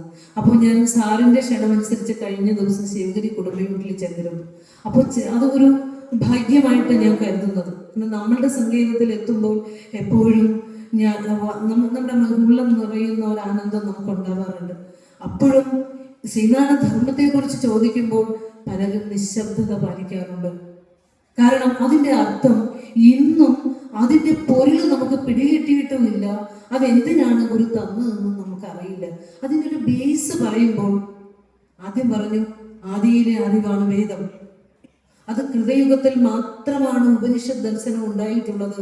ആ ഉപനിഷത്ത് ദർശനം പിന്നീട് ത്രേതായുഗം, ദ്വാപരയുഗത്തിലൊക്കെ വന്നപ്പോൾ ഇതിഹാസങ്ങളും പുരാണങ്ങളും ഒക്കെ ആക്കി കഥകൾ കൂട്ടിച്ചേർത്ത് നമുക്ക് ഇന്ന് തന്നു. ഒരൊറ്റ തത്വമേ സനാതന സംസ്കാരത്തിനുള്ളൂ, വേദങ്ങൾ. ആ വേദങ്ങൾ തന്നെയാണ് ഇതിഹാസവും പുരാണവും ഭാഗവതവും രാമായണവും ദേവീ മഹാത്മ്യവും ലളിതാ സഹസ്രനാമവും ഒക്കെ ആയിട്ട് ഭഗവത്ഗീതയൊക്കെ ആയിട്ട് മാറിയിരിക്കുന്നത് നമുക്കറിയില്ല. ഇപ്പോഴും ഏതാണ് ഒരു ബേസ് ഗ്രന്ഥം എന്ന് ചോദിച്ചാൽ ഇപ്പോഴും നമുക്ക് പലപ്പോഴും സംശയമാണ്. അപ്പോൾ പറഞ്ഞു വന്നത്, ഈ വേദം നമ്മളെ മനുഷ്യരാശിക്ക് ശാന്തിയും സമാധാനവും പകരാനുള്ളതാണ്. ആദിയിലെ അറിവായ വേദം അത് ഋഷീശ്വരന്മാർ അനുഭവിച്ച അറിവാണ്. അതിലേക്ക് പിന്നീട് വന്ന ആളുകൾ ജാതി കൂട്ടിച്ചേർത്ത്, മതം കൂട്ടിച്ചേർത്ത്, ഒരു വിഭാഗത്തിന് പഠിക്കാൻ പാടില്ല, ഒരു വിഭാഗത്തിന് ഇത് കാണാൻ പാടില്ല, ഒരു വിഭാഗത്തിന് ചൊല്ലാൻ പാടില്ല. ഇപ്പോഴും ബ്രഹ്മസൂത്രത്തിൽ അപശൂദ്രാധികരണമൊക്കെ വരുന്നുണ്ട്. വേദം കേട്ടാൽ ചെവിയും ഈയമൊഴിക്കണമെന്നും നാവ് എടുക്കണമെന്നൊക്കെ പറയുമ്പോൾ ഒരിക്കലും സത്യദർശികളായ മഹാപുരുഷന്മാർ അങ്ങനെ ഒന്നും എഴുതി വെക്കില്ല. പിന്നീട് വന്ന ജാതി കോമരങ്ങൾ ചേർത്ത് വെച്ചതായിരിക്കാം അതൊക്കെ. അവിടെയൊന്നും ഒരിക്കലും നമ്മൾ സത്യം അറിയാതെ മഹാപുരുഷന്മാരെ ഇകഴ്ത്താനും പുകഴ്ത്താനുള്ള അറിവൊന്നും നമുക്കില്ല. അതുകൊണ്ട് പറഞ്ഞു വന്നത്, വേദത്തിലെ ആ തത്വം മനുഷ്യ മനസ്സിലേക്ക് ശാന്തി പകരാനുള്ളതാണ്. ആ ശാന്തിയിലേക്ക് ഒരു മനുഷ്യൻ എത്തുക എന്നുള്ളതാണ് മനുഷ്യ ജീവിതത്തിന്റെ ലക്ഷ്യം. അല്ലാതെ എത്രയേറെ ധനം നമ്മൾ സമ്പാദിച്ചാലും, എത്രയേറെ പ്രശസ്തി നമ്മൾ സമ്പാദിച്ചാലും, എത്രയേറെ സാമൂഹിക ബന്ധങ്ങൾ നമ്മൾ സമ്പാദിച്ചാലും അതൊന്നും നമുക്ക് ശാന്തി പകരുന്നതല്ല. മനുഷ്യന് ശാന്തി പകരുന്നത് അറിയേണ്ടത് അറിയലാണ്. അതിന് വേദാധിഷ്ഠിതമായ ആ അറിവിലേക്ക് നാം എത്താൻ ശ്രദ്ധിച്ചോണം. ആ അറിവിലേക്ക് നാം എത്താൻ നമ്മുടെ കുടുംബ ജീവിതം എങ്ങനെ ചിട്ടപ്പെടുത്തണം? ലക്ഷ്യം ശാന്തിയും സമാധാനമാണ്. അതിലേക്ക് എത്താൻ എങ്ങനെയാണ് നമ്മുടെ കുടുംബ ജീവിതം ചിട്ടപ്പെടുത്തേണ്ടത്? എങ്ങനെ ജീവിക്കണം, എങ്ങനെ ജീവിക്കരുത്? ജീവിതത്തിന്റെ ദിനസരി കുറിപ്പ്, ജീവിതത്തിന്റെ ഹസ്തപുസ്തകം, മാനുവൽ. നമ്മുടെ കുടുംബത്തിലെ കുഞ്ഞിനൊരു ചോറൂണ് നടത്തണം, സ്വാമി എന്താ പറഞ്ഞേക്കണേ? നമ്മുടെ കുഞ്ഞിന് ഒരു നാമകരണം നടത്തണം, സ്വാമി എന്താ പറഞ്ഞേക്കണേ? ഒരു മരണം വന്നു കുടുംബത്തിൽ, സ്വാമി എന്താ പറഞ്ഞേക്കണം? വിവാഹം കഴിക്കണം കുട്ടിക്ക്, ജാതകം നോക്കണം. നിരവധി നിത്യജീവിതവുമായി ബന്ധപ്പെട്ട് ജനനം മുതൽ മരണം വരെയുള്ള എല്ലാ കാര്യങ്ങളും ഒരു മനുഷ്യന്റെ ജീവിതം സ്വസ്ഥമാകുന്നതിന് ഉതകുന്ന രീതിയിൽ ഗുരു ആധുനിക കാലത്തെ സ്മൃതി ഗ്രന്ഥങ്ങൾക്ക് തുല്യമായി അതിനെ പരിഷ്കരിച്ചുകൊണ്ട് ഈ കലിയുഗത്തിൽ സ്മൃതി ഗ്രന്ഥം തന്ന സ്മൃതികാരനായ ശ്രീനാരായണ ഗുരുവിനെ നമുക്കാർക്കും പരിചയമില്ല. കാരണം 77ഓളം സ്മൃതി ഗ്രന്ഥങ്ങൾ ഭാരതത്തിൽ ഉണ്ടായിട്ടുണ്ട്. അത് ഹൃദയുഗത്തിലും ത്രേതായുഗത്തിലും ദ്വാപരയുഗത്തിലും ഒക്കെ ഉണ്ടായിട്ടുണ്ട്. അതൊക്കെ അതാത് കാലഘട്ടത്തിലെ ജീവിത നിയമങ്ങൾക്കനുസരിച്ച നിയമാവലികളായിരുന്നു. അതനുസരിച്ച് എങ്ങനെയാണ് നമ്മൾ ഈ കലിയുഗത്തിൽ ജീവിക്കുക? അപ്പോൾ ആരായി ജീവിതക്രമത്തെ ആരാണ് പുനർക്രമീകരിച്ച് തരിക? അതിനാർക്ക് ശേഷിയുണ്ട്, ശേഷിയുണ്ട്? അതിന് ഈ പ്രപഞ്ചത്തെ സൃഷ്ടിക്കുന്ന ആ ഒരു സൃഷ്ടികർത്താവിന് മാത്രമേ സാധ്യമാകുകയുള്ളൂ. അവർക്കൊരു ശരീരം സ്വീകരിച്ച് ഭൂമിയിലേക്ക് എത്തണമെങ്കിൽ അതൊരു ഗുരുസ്വരൂപം സ്വീകരിച്ചാണ് എത്തുന്നത്. അങ്ങനെ മനുഷ്യനനുസരിക്കേണ്ട ജീവിക്കേണ്ട നിയമാവലികൾ ഗുരു നമുക്ക് ശ്രീനാരായണ ധർമ്മം എന്ന സ്മൃതി ഗ്രന്ഥത്തിലൂടെ രചിച്ചു തന്നു. 10 സർഗങ്ങൾ, 195ഓളം ശ്ലോകങ്ങൾ. അപ്പോൾ അവിടെ നമ്മൾ അറിയേണ്ട ഒരു കാര്യം, ഈ സ്മൃതി ഒരു കൊച്ചു സമുദായത്തിനോ അല്ലെങ്കിൽ ഒരു കൊച്ചു സംസ്ഥാനത്തിനോ ഒരു രാജ്യത്തിനോ വേണ്ടി തന്നതല്ല ഓർക്കണം. ഇത് ഈ കലിയുഗവാസികളായ സമസ്ത മനുഷ്യർക്കും ജീവിതത്തിന്റെ സ്വസ്ഥതയും ശാന്തിയും പകരാനുള്ളതാണ് എന്ന് നമ്മൾ മനസ്സിലാക്കണം. അതിന് ശ്രീനാരായണ ധർമ്മം ഭാഷാന്തരീകരണം നടത്തി എല്ലാ ഭാഷകളിലേക്കും ഭാഷാന്തരീകരണം നടത്തി കൊടുത്താൽ നമ്മൾ പഠിക്കില്ല, പക്ഷെ വേണ്ടുന്നവർക്ക് കൊടുത്താൽ അവർ പഠിച്ചോളും, പൊന്നുപോലെ സ്വീകരിച്ചോളും. ഒരു സംശയമില്ല. നമ്മൾ നന്ദിയില്ലാത്തവരാണ്, നമ്മളൊന്നും സ്വീകരിക്കില്ല, അത് യാതൊരു സംശയമില്ല. കുദ്രോളിയിലെ ഗുരു അവിടെ ശിവനെ പ്രതിഷ്ഠിച്ചതിന് ശേഷം ആ ബില്ലവ സമുദായത്തിന് കർണാടകത്തിലെ പൂജാരി, ബില്ലവ, ഇടിക എന്ന് പറയുന്ന OBC കാറ്റഗറിയിൽപ്പെട്ട അധികൃത വർഗത്തിൽപ്പെട്ട ഒരു വിഭാഗം മനുഷ്യര് എല്ലാ സാത്വിക ആരാധന മുതൽ എല്ലാ അവകാശങ്ങളും നിഷേധിക്കപ്പെട്ട ഒരു സമുദായത്തിന് വേണ്ടി ഗുരു അവിടെ ഒരു ശിവനെ പ്രതിഷ്ഠിക്കുകയും അവിടെ അവർക്ക് ഇഷ്ടപ്പെട്ട ദേവതകളെ എല്ലാ ഉപദേവതകളായി പ്രതിഷ്ഠിച്ചു കൊടുക്കുകയും ചെയ്തപ്പോൾ അവർ ഏറ്റവും മുൻപിൽ വച്ചിരിക്കുന്നത് ബ്രഹ്മശ്രീ ശ്രീനാരായണ സ്വാമി തൃപാദങ്ങളെ. ഗുരുവിന്റെ ശിരസിൽ അണിഞ്ഞിരിക്കുന്ന ആ കിരീടം പോലും കോടികൾ വില മതിക്കുന്നതാണ്. ഗുരുവിന് പൂജ കൊടുത്തിട്ടേ ക്ഷേത്രത്തിൽ പൂജയുള്ളൂ. ജനാർദ്ദനൻ പൂജാരി പോലെയുള്ള കേന്ദ്രമന്ത്രിമാര് പറയുന്ന ഒരു വാക്കുണ്ട്, ശ്രീനാരായണ ബ്രഹ്മശ്രീ ശ്രീനാരായണ ഗുരുസ്വാമികള് ഞങ്ങൾക്ക് ഈ അവിടെ രാജകവാടം, ക്ഷേത്രത്തിന് രാജകവാടം നിർമ്മിച്ച് അതിന്റെ ഉദ്ഘാടന ചടങ്ങിൽ കേന്ദ്രമന്ത്രി ജനാർദ്ദനൻ പൂജാരി പറഞ്ഞ വാക്കുകളാണ്. ഇവിടെ ഗുരുസ്വാമികളെ ഞങ്ങൾക്ക് ക്ഷേത്രം പ്രതിഷ്ഠിച്ച് തന്നതിന് ശേഷമാണ് ഈ നാട് ഇത്രയും ഉണർന്നത്, ഇത്രയും സമ്പന്നരായത്. ഇല്ലെങ്കിൽ ഞങ്ങൾ ഇന്ന് കാട്ടിൽ തേനും വിറകും ശേഖരിച്ച് ജീവിക്കുന്ന കാട്ടുവാസികളായി മാറിയേനെ. ഇവിടെ ഗുരു ജന്മം കൊണ്ട, ഗുരുവെന്ന മഹാദീപം തെളിഞ്ഞ ഈ കേരളക്കര ഇന്നും ഗുരുവിന്റെ ദർശനത്തെ നമ്മുടെ വിദ്യാലയങ്ങളിൽ പഠന വിഷയമാക്കുവാൻ ശ്രദ്ധിക്കുന്നില്ല. ആരാണ് തടസ്സം, എന്താണ് തടസ്സം അറിയില്ല. കാരണം സർവ്വതിനെയും ചേർത്ത് പിടിച്ച ഗുരുവാണ്. നീ ഏത് തത്വസംഹിതയിലോ ഏതോ വിശ്വാസ പ്രമാണങ്ങളിലോ ഏത് ഇസ്സങ്ങളിലോ നീ വിശ്വസിച്ചുകൊള്ളൂ, പക്ഷേ ആത്യന്തികമായി മനുഷ്യൻ നന്നാകണം, മൂല്യബോധമുള്ള ഒരു മനുഷ്യനായി നീ മാറിയാൽ മതി. ഒന്നിനും പരിധി കൽപ്പിച്ചിട്ടില്ല സ്വാമി തൃപാദങ്ങൾ. എന്നിട്ടും എന്തുകൊണ്ടാണ് ഗുരു നമ്മളുടെ കുട്ടികളുടെ സിലബസിൽ ഉൾപ്പെടുത്താത്ത രീതിയിൽ ആ ഗുരുവിനെ മാറ്റി നിർത്തപ്പെടുന്നത് എന്ന് പല വേദികളിലും അറിയാതെ ചോദിച്ചു പോകുന്നുണ്ട്. അപ്പോൾ പറഞ്ഞു വന്നത് ശ്രീനാരായണ സ്മൃതിയെക്കുറിച്ചാണ്. കലിയുഗത്തിന്റെ സ്മൃതി ഗ്രന്ഥമാണ്. അത് രചിച്ചത് പൗരാണിക ഋഷീശ്വരന്മാർ രചിച്ച സ്മൃതി ഗ്രന്ഥങ്ങൾക്ക് സമാനമായാണ് സംസ്കൃത ഭാഷയിൽ ഗുരു ശിഷ്യ സംവാദ രൂപത്തിലാണ് ഗുരു ശ്രീനാരായണ സ്മൃതി നമുക്ക് രചിച്ചു തന്നിട്ടുള്ളത്. അതിലെ വാക്കുകൾ ഓരോന്നും ഈ പ്രപഞ്ച രഹസ്യം അറിഞ്ഞ ഒരു മഹാത്മാവിന്റെ, ഒരു മഹാഋഷിയുടെ ഉള്ളിൽ നിന്ന് ഊറി വന്ന ശബ്ദപ്രമാണമാണ് അതിൽ ഓരോ വാക്കുകളും. അതിലൊന്നുപോലും ചോദ്യം ചെയ്യുവാനോ തള്ളിക്കളയുവാനോ നമുക്ക് അവകാശമില്ല. കാരണം അനേകം അനുഭവങ്ങളിലൂടെ ഊറി വന്നതാണത്. പക്ഷെ നമ്മൾ എത്രത്തോളം സ്വീകരിച്ചിട്ടുണ്ട് എന്നുള്ളത് അറിയില്ല. അങ്ങനെ ഈ ശ്രീനാരായണ സ്മൃതി നമുക്ക് രചിച്ചു തന്ന ഗുരുവിനെ നമ്മൾ, സ്മൃതികാരനായ ഗുരുവിനെ നമ്മൾ പരിചയപ്പെടേണ്ടതുണ്ട്. അതിൽ 2ാമത്തെ അധ്യായം ശരിക്കും അത് തുടങ്ങുന്നത് തന്നെ ഇന്നത്തെ സമൂഹത്തിന്റെ ഇരുട്ട് മാറ്റാനുള്ള ഉത്തരവ് കൊണ്ടാണ് തുടങ്ങുന്നത്. ചോദ്യം ചോദിക്കുന്നത് ഗുരുവിന്റെ ശിഷ്യന്മാരാണ്. ചോദ്യം ഇതാണ്: ഗുരു, ഈശ്വരൻ എന്തെന്നറിയാതെ അനേക ദൈവങ്ങളെ വിശ്വസിച്ചുകൊണ്ട് ഉന്മത്തന്മാരെ പോലെ, ഭ്രാന്തന്മാരെ പോലെ ഈശ്വരനെ തേടി അലയുന്നു എന്നുള്ളതാണ് 1924 അവസ്ഥ. 24-ലാണല്ലോ ശ്രീനാരായണ ധർമ്മം സ്മൃതി രചിക്കുന്നത്. അത് ഇന്നിപ്പോ ഈ 2025 എത്തിയപ്പോൾ 100-ാം വാർഷികം നമ്മൾ ആഘോഷിച്ചു. അപ്പോൾ ആ കാലഘട്ടത്തിന്റെ നിയമത്തിന് എന്നും മാറ്റം വരാത്തത് എന്തുകൊണ്ട് ഈശ്വരനെ തേടിയുള്ള ഓട്ടത്തിന് നമ്മൾ കടിഞ്ഞാടുന്നില്ല? അറിയില്ല. പലയിടത്തും ചെല്ലുമ്പോൾ പലരുടെയും സങ്കടങ്ങൾ കേൾക്കുമ്പോൾ നമുക്ക് വിഷമം തോന്നുന്നു. ടീച്ചറെ, ഈ സന്നിധിയിൽ നിന്ന് പൈസയും എടുത്തുകൊണ്ട് ഒന്ന് നേരെ നോക്കി സ്വാമിയെ ഒന്ന് വണങ്ങുപോലും ചെയ്യാതെ ഓടും ടീച്ചറെ വലിയ വലിയ ക്ഷേത്രങ്ങളിലേക്ക്.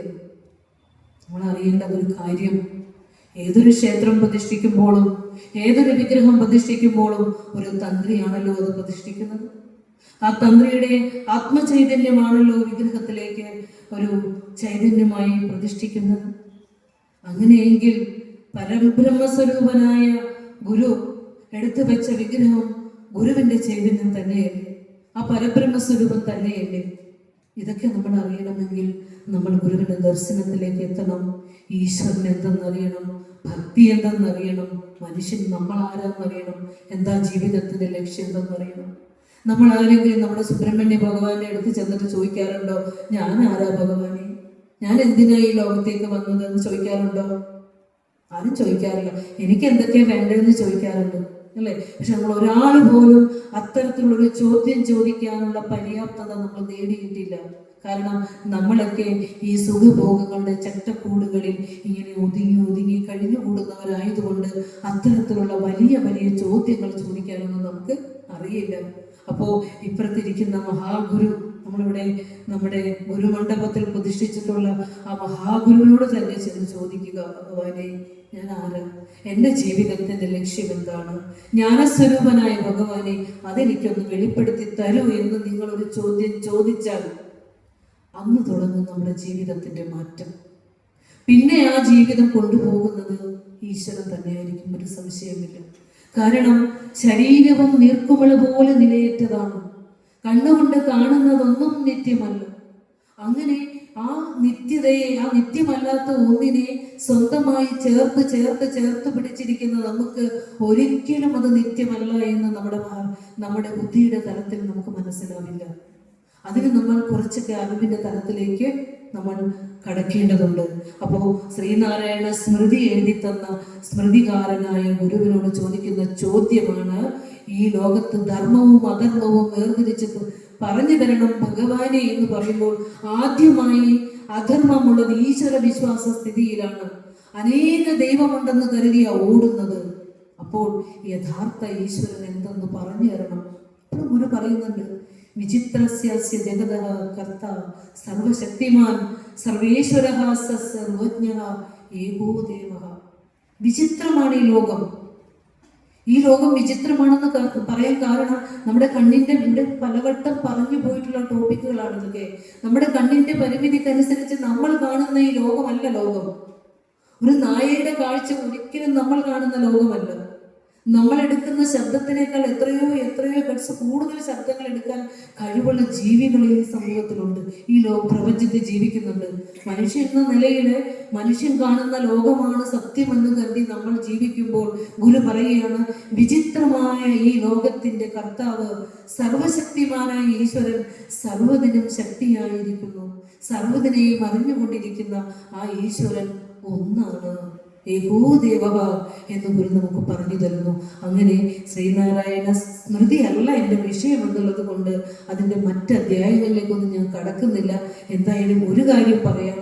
ബ്രഹ്മചര്യാശ്രമം എന്ന 6-ാം അധ്യായത്തിൽ ഒരു വിദ്യാർത്ഥി, ഞാൻ മോളോടൊക്കെ പറയും, ശരിക്കും ഒരു കുഞ്ഞുങ്ങളെ പഠിപ്പിക്കുന്ന തരത്തിൽ ഗുരുദർശന ക്ലാസ്സിലൊക്കെ ഇരുന്ന് ഉള്ളിൽ വെളിച്ചം വന്നതാ. ഇന്ന് നമ്മുടെ ചതയപ്രഭാഷണത്തിലൊക്കെ കുട്ടിയൊക്കെ വന്നിരിക്കുമ്പോൾ നാളെ ഇതിലേക്ക് നയിച്ചു കൊണ്ടുപോകുന്ന കുട്ടികളാണ്. അപ്പൊ ഈ ബ്രഹ്മചര്യാശ്രമമൊക്കെ കുട്ടികൾക്ക് പഠിപ്പിച്ചു കൊടുക്കേണ്ടത് എന്തേ പഠന ക്ലാസ്സിൽ വരാൻ മടി കാണിക്കുന്നു, ഒരു കാര്യവും പറഞ്ഞ് ഒഴിഞ്ഞു നിൽക്കരുത് എന്ന് പറഞ്ഞുകൊണ്ടിരിക്കുകയായിരുന്നു. ബ്രഹ്മചര്യാശ്രമത്തിലെ ഗുരു ഈ തൈത്തിരീയ ഉപനിഷത്തിലെ ശിക്ഷാവലി എന്ന അധ്യായത്തിൽ നമ്മുടെ കുട്ടികളുടെ കോൺവെക്കേഷൻ നമ്മൾ പോകാറുണ്ട്, ബിരുദദാന ചടങ്ങിൽ, അല്ലേ? പങ്കെടുക്കാറുണ്ട്. അതുപോലെ ഒരു കോൺവൊക്കേഷൻ ടൈമിൽ ഒരു ഗുരു ഒരു ശിഷ്യന് എന്താണ് പറഞ്ഞു കൊടുക്കുന്നത് എന്ന് വേദത്തിന്റെ ആ വേദതത്വത്തിന്റെ അടിത്തറയിൽ ഗുരു പറഞ്ഞു കൊടുക്കുന്നുണ്ട്. നമ്മൾക്ക് ഇത് മനസ്സിലാക്കിയിട്ടുണ്ടോ എന്ന് അറിയില്ല. ഏതായാലും ഉപനിഷത്തൊക്കെ കുറിച്ച് പഠിക്കാനുള്ള ഭാഗ്യം ഭഗവാൻ തന്നതുകൊണ്ട് തൈത്തിരീയ ഉപനിഷത്തിലെ ശിക്ഷാവല്ലിയിൽ ഗുരു വിദ്യാഭ്യാസം കഴിഞ്ഞു പോകുന്ന ശിഷ്യനോട് പറയാണ്, വേദമനുച്യ ആചാര്യ അന്തേവാസിന മനുഷ്യാസ്തി സത്യം വദ ധർമ്മം ചര സ്വാധ്യായാത്മാ പ്രമദഃ മാതൃദേവോ ഭവ പിതൃദേവോ ഭവ അതിഥിദേവോ ഭവ ആചാര്യദേവോ ഭവ. ഒക്കെ നിങ്ങൾക്ക് കേൾക്കുമ്പോൾ തന്നെ അർത്ഥം പിടിയിട്ടിട്ടുണ്ടാവും. ഗുരു അതെങ്ങനെ പറഞ്ഞേക്കണം? ദൈവ പൈതൃക കാര്യാണി ന പ്രമാദ്യേ വിഭൂതയേ കുശല സത്യധർമാഭ്യാം ന ദേവ പൈതൃക കാര്യാണി ന പ്രമാദേന ലംഘയേ കുശല സത്യധർമാഭ്യാം ന വാക്യം പറഞ്ഞ അക്ഷരം കിട്ടുന്നില്ല, മറുപടി കിട്ടുന്നില്ല. ഏതായാലും ദൈവ പൈതൃക കാര്യാഭ്യാം ന പ്രമാദ്യേ വിഭൂതയേ, ദേവകാര്യങ്ങളിൽ നിന്നും പിതൃകാര്യങ്ങളിൽ നിന്നും ഒരിക്കലും മാറി നിൽക്കരുത് എന്ന് പറഞ്ഞ അർത്ഥം പഞ്ചമഹായജ്ഞങ്ങൾ അനുസരിക്കണം എന്നർത്ഥം. പഞ്ചമഹായജ്ഞങ്ങൾ ചെയ്യുന്നവരായിരിക്കണം ഒരു വിദ്യാർത്ഥി. എന്താ പഞ്ചമഹായജ്ഞങ്ങൾ? ബ്രഹ്മയജ്ഞം, ദേവയജ്ഞം, പിതൃയജ്ഞം, മാനുഷയജ്ഞം, ഭൂതയജ്ഞം. അതിൽ ബ്രഹ്മയജ്ഞം പറയും, ഇതൊരു ബ്രഹ്മയജ്ഞമാണ്. ജപവും പഠനവും പാഠനവും നമ്മുടെ ജീവിതത്തിൽ ഉണ്ടാകണം. പിന്നെ ദേവയജ്ഞം ചെയ്യണം. ക്ഷേത്ര ദർശനങ്ങളും നാമജപങ്ങളും ഒക്കെ ദേവയജ്ഞമായി നമ്മൾ അനുഷ്ഠിക്കേണ്ടതുണ്ട്. നമ്മുടെ സമ്പാദ്യത്തിൻ്റെ ഒരംശം നമ്മൾ താമസിക്കുന്ന, നമ്മൾ ജീവിക്കുന്ന ആ പരിസരത്തെ ക്ഷേത്ര സങ്കേതങ്ങളിൽ എത്തിക്കണം. കാരണം ക്ഷേത്രങ്ങൾ എന്നും ഒരു പ്രദേശത്തെ മനുഷ്യന്റെ സാംസ്കാരികവും ഭൗതികവും ഒക്കെയായ ജീവിതവുമായി വളരെയധികം ബന്ധപ്പെട്ടിരിക്കുന്നു. ഒരു പ്രത്യേകിച്ച് ശ്രീനാരായണധർമ്മത്തിൽ അത് പറയുന്നുണ്ട്. അവനവന്റെ അധ്വാനം കൊണ്ട് നേടിയ സമ്പത്തിൽ ഒരംശം എപ്പോഴും ദേവകാര്യത്തിന് വേണ്ടിയും ദാനധർമാദികൾക്ക് വേണ്ടിയും ചിലവഴിക്കണം. അതല്ലാതെ നമ്മളത് ഉപയോഗിച്ചാൽ അത് നമുക്ക് പരമായിരിക്കുകയില്ല എന്ന് ഗുരു പറയുന്നുണ്ട്. അപ്പോൾ ദേവഗണം തീർക്കണം അല്ലെ? ഒന്നുമില്ലാതെ വെറും കൈയോടെ ഒരിക്കലും ക്ഷേത്രത്തിലേക്ക് നമ്മൾ വരരുത്. കാരണം ഇവിടെ കൊടുക്കുന്ന സമ്പത്ത്, ഞാൻ എപ്പോഴും പറയാനുള്ള ഒരു കാര്യം, ഏതൊക്കെ നാലമ്പല ദർശനം നിങ്ങൾ നടത്തിയാലും ഏതൊക്കെ ക്ഷേത്രങ്ങളിലേക്ക് നിങ്ങൾ യാത്രയാകുമ്പോഴും അവിടെയൊക്കെ കൊടുക്കാനുള്ള പൈസ എടുത്തിട്ട് ആ ഗുരുമണ്ഡപത്തിലോ സുബ്രഹ്മണ്യ സ്വാമിയുടെ അടുത്തുള്ള ഭണ്ഡാരത്തിലോ ഇട്ടിട്ട് യാത്രക്കൂലി മാത്രം കൈ പിടിച്ചിട്ട് നിങ്ങൾ യാത്ര ചെയ്തു. ദേവാലയങ്ങളും പുണ്യാലയങ്ങളൊക്കെ പോകുന്നതൊക്കെ നമുക്ക് മനസ്സിന് സന്തോഷം പകരുന്നതാ. പക്ഷേ ധനം എവിടെ കൊടുക്കാവൂ? ഈ ഒരു പ്രതിജ്ഞ നമ്മൾ എടുക്കണം. കാരണം നിങ്ങൾ ചെല്ലുന്ന ഒരു ക്ഷേത്രങ്ങളിലും നിങ്ങളുടെ സമ്പത്ത് ആവശ്യമില്ല. അത് നമ്മൾ ആദ്യം അറിയണം. ഈ കഴിഞ്ഞ ദിവസം ഒരു വേദിയിൽ ചെന്നപ്പോൾ അവിടുത്തെ ശാഖാ പ്രസിഡന്റ് പറഞ്ഞൊരു കാര്യമാണ്, കാത്തിരുന്ന് എൻ്റെ മകന് ജോലി കിട്ടി. ആദ്യത്തെ ശമ്പളം അടുത്ത് എവിടെയോ ഏതോ ഒരു ക്ഷേത്രത്തിൽ 1.5 ലക്ഷം രൂപ കൊടുത്തു. ഒരു 100 രൂപ SGP കൊടുക്കാനില്ല. അത്രേ ഈ മാസം പിരിവില്ല. അപ്പൊ എന്താ വിചാരിച്ചിരിക്കുന്നത്? നമ്മൾ അങ്ങോട്ട് കൊടുത്തിട്ട് ഇങ്ങോട്ട് ജോലി ദൈവം വെച്ചു തന്നു. ഈ ഒരു അറിവില്ലായ്മ നമ്മുടെ മാറിയേ പറ്റൂ. ഈശ്വരനാണോ നമുക്ക് എല്ലാം തരുന്നത്? ഈശ്വരനെ നമ്മൾ അങ്ങോട്ട് കൊടുക്കാനേ ഉള്ളൂ. സമർപ്പണമാണ് ഈശ്വരഭക്തി എന്ന് മനുഷ്യൻ മനസ്സിലാക്കുന്നു, അന്ന് ദേവാലയങ്ങൾ മുൻനിർത്തിയുള്ള ഈ ചൂഷണങ്ങൾ അവസാനിക്കും, കലഹങ്ങൾ അവസാനിക്കും. കയ്യിൽ എഴുതിക്കൊണ്ട് പോവുക, രക്ഷിക്കണേ ഭഗവാനെ എന്ന് പറഞ്ഞിടുക. ഈ പ്രാർത്ഥന മാത്രം മതി ഭഗവാനെ. ആലോചിച്ച് നോക്കൂ. അപ്പോൾ സമ്പത്ത് സമർപ്പിക്കേണ്ടത് അവനവൻ ജീവിക്കുന്ന പ്രദേശങ്ങളിൽ മാത്രം. ഈ ഒരു നിയമം ശ്രീനാരായണീയരെങ്കിലും പാലിക്കേണ്ടതുണ്ട്. ഒരു സംശയമില്ല. ഈ ധനം നമ്മൾ ഇവിടെ കൊടുക്കുന്ന ഈ സമ്പത്ത് ഇവിടുത്തെ വിദ്യാർത്ഥികളുടെ നിർധനരായ, നമ്മുടെ ശാഖയിലെ നിർധനരായ വിദ്യാർത്ഥികളുടെ പഠനത്തിനും അതുപോലെ തന്നെ ആർത്തരും അവശരുമായ ആളുകൾക്ക് ധനസഹായം, ആവശ്യമുള്ളവർക്ക് ധനസഹായമായി അത് നിൽക്കട്ടെ. ആ ധനവും കൊണ്ട് ഒരിക്കലും നമ്മൾ ഓടരുത്. കാരണം കൊടുത്തു വാങ്ങുന്നതല്ല ഈശ്വരാനുഗ്രഹം. അത് നമ്മളിൽ തന്നെ ഇരിക്കുന്ന ചൈതന്യമാണെന്നും അത് ഈ ശരീരം മൗളി ചെയ്തപ്പോൾ ഈ ശരീരത്തിൽ വരാവുന്ന സകലതും ചേർത്ത് വെച്ചിട്ടുണ്ടെന്നും അറിഞ്ഞുകൊണ്ട് നമ്മൾ സമ്പാദിക്കുന്ന ഒരംശം വഴിപാട് ചീട്ടെടുക്കുക, ഇവിടെ കൊടുക്കുക. അതേ ഇനി ചെയ്യാമോ. അത് മറന്നു പോകാതിരിക്കുക. കാരണം നമ്മൾ വലിയ വലിയ ഗുരുദേവ വിശ്വാസികളാണെന്ന് പറയും, ഈശ്വരനെ അറിഞ്ഞവരാണെന്ന് പറയുകയും ചെയ്യും. നമ്മുടെ മക്കളെ സംബന്ധിക്കുന്ന, നമ്മുടെ കുടുംബത്തെ സംബന്ധിക്കുന്ന ഒരു ചടങ്ങ് നടത്തുമ്പോൾ നമ്മൾ മറ്റിടങ്ങളിലേക്കൊക്കെ ഓടുന്ന ഒരു പതിവുണ്ട്. അതുകൊണ്ട് തന്നെയാണ് ഇവിടെ പറഞ്ഞത്, ഉന്മത്തന്മാരെ പോലെ അനേക ദൈവങ്ങളുണ്ടെന്ന് കരുതി ഓടുന്ന ഈ സ്ഥിതിക്ക് മാറ്റം വരണം. ഞാൻ സ്കിപ്പായിപ്പോയി വിഷയത്തിൽ നിന്ന്. കോൺവക്കേഷൻ നമ്മൾ പറഞ്ഞു വന്നത്. അപ്പോൾ തൈത്തിരീയ ഉപനിഷത്തിലെ വിദ്യാഭ്യാസം കഴിഞ്ഞ് പുറത്തേക്ക് ഇറങ്ങുന്ന ഒരു വിദ്യാർത്ഥിക്ക് കൊടുക്കുന്ന ഉപദേശങ്ങളിൽ പഞ്ചമഹായജ്ഞം പറഞ്ഞു. ബ്രഹ്മയജ്ഞം, ദേവയജ്ഞം, പിതൃയജ്ഞം, ജീവിച്ചിരിക്കുന്ന മാതാപിതാക്കളെ സംരക്ഷിക്കല്. പിന്നെ വരുന്നു ഭൂതയജ്ഞം, അതായത് സസ്യങ്ങൾക്ക് ജലമൊഴിക്കുന്നത് മുതൽ ജീവികൾക്ക്, മറ്റു ജീവികൾക്ക് ആഹാരം കൊടുക്കുന്നത് വരെയുള്ളത് ഭൂതയജ്ഞത്തിൽ പെടും. നമ്മൾ കണ്ടിട്ടില്ല അമ്പലങ്ങളിൽ ശ്രീഭൂതബലി, ഈ ബലിക്കല്ലുകളിലേക്ക് ചോറ് വിതറുമ്പോൾ അത് വന്ന് കൊത്തി തിന്നുന്ന പക്ഷികളെയും മറ്റു ജീവികളെയൊക്കെ നമുക്ക് കാണാം. അത് തന്നെയാണ് ആ ഭൂതയജ്ഞം, അല്ലെ? അതിൻ്റെ ഒരു മാതൃകയാണ് ക്ഷേത്രങ്ങളിൽ ഉള്ളത്. അപ്പൊ ഭൂതയജ്ഞം ചെയ്യേണ്ടതുണ്ട്. പിന്നെ അതുപോലെ ഒരു മരം വെട്ടുമ്പോൾ, ഒരു മരം നമ്മൾ മനുഷ്യരായി ലോകത്ത് ജീവിച്ചു പോയില്ലേ, നമുക്ക് വീടുണ്ടാക്കണം, മറ്റു ആവശ്യങ്ങൾക്ക് വേണ്ടി ഒരു മരം മുറിക്കേണ്ടി വരുമ്പോൾ ആ മരത്തിന് ബലിയിടുന്ന ചടങ്ങ് പോലെ ആ മരത്തിനോട് മാപ്പ് ചോദിക്കുന്ന ഒരു ചടങ്ങുണ്ട്. ചോദിക്കുകയാണ്, ഇത് ഞാൻ വെട്ടിയെടുക്കുമ്പോൾ ആ സർവ്വദിനം മാപ്പ് ചോദിച്ചുകൊണ്ട് പറയാണ്, ഈ മരം എത്ര കാലം തണല് നൽകി, എത്രയോ ജീവികൾക്ക് അഭയസങ്കേതം ഒരുക്കിയ ഈ മരം ഞാൻ വെട്ടുമ്പോൾ ഇതിൽ ജീവിക്കുന്ന ജീവികൾക്ക് മറ്റൊരിടത്തേക്ക് ശാന്തമായി അവരെ പാർപ്പിച്ചേക്കണേ ദൈവമേ. ഞാൻ മൂലമുണ്ടാക്കിയ ക്ലേശങ്ങൾക്ക് പ്രായശ്ചിത്തം ഞാൻ പറയുന്നു. ഇത്തരത്തിൽ നമ്മൾ ആരെങ്കിലും പറയാറുണ്ടോ? ഇതൊക്കെ നമുക്ക് അവകാശപ്പെട്ടതാ. നമ്മളൊക്കെ വെട്ടിയെടുക്കുമ്പോൾ ഒരു കുഞ്ഞു മാപ്പ് പോലും നമ്മുടെ ഉള്ളിൽ നിന്നുണ്ടാവാറില്ല. ഇതൊക്കെയാണ് നമ്മളെ ഋഷീശ്വരന്മാർ നമ്മളെ പഠിപ്പിക്കുന്ന വലിയ വലിയ തത്വങ്ങൾ. ഇതാണ് അവരെ ഒരു ക്ലേശവുമില്ലാതെ മറ്റൊരു പാർപ്പിടത്തിലേക്ക് എത്തിച്ചേക്കണേ എന്ന് വരെ പ്രാർത്ഥിച്ചിട്ടാണ് നമ്മൾ ആ മരം മുറിക്കുന്നത്. അപ്പൊ ഭൂതയജ്ഞം, പിന്നെ അവശരായ മനുഷ്യരെ നമ്മളോടൊപ്പം തന്നെ കഴിവില്ലാതെ ഈ ലോകത്തേക്ക് വരുന്ന മനുഷ്യർക്ക് രക്ഷ ചെയ്യുന്ന മാനുഷയജ്ഞം. ഇനി 5 യജ്ഞങ്ങൾ ചെയ്യണമെന്നൊരു കുട്ടിയോട് ഉപദേശിക്കുക. എന്നിട്ട് പറയുകയാണ്, ദേവ കാര്യങ്ങളിൽ നിന്നും പിതൃകാര്യങ്ങളിൽ നിന്നും അതിഥി കാര്യങ്ങളിൽ നിന്നും മാറിപ്പോകരുത്. അത് ഉപനിഷത്ത് പറഞ്ഞില്ലേ, മാതൃദേവോഭവ, പിതൃദേവോഭവ, അതിഥി ദേവോഭവ. അത് ഗുരു തന്നത് എങ്ങനെ? ദേവ പൈതൃക കാര്യാണി ന പ്രമാദ്യേ ന പ്രമാദേന ലംഘയേത് എന്ന് പറഞ്ഞു. അത് ഉപനിഷത്ത് ദർശനം തന്നെയാണ്. പിന്നെ ഗുരു പറയുന്നുണ്ട്, വദേ സത്യം ചരേ ധർമ്മം നിത്യം സ്വാധ്യായമാചരേ കുശല സത്യധർമാഭ്യാം ന പ്രമാദ്യേ വിഭൂതയേ. ഇതൊക്കെ പഠിച്ച കുട്ടികൾ എങ്ങനെയാ ചീത്തയായി പോണേ?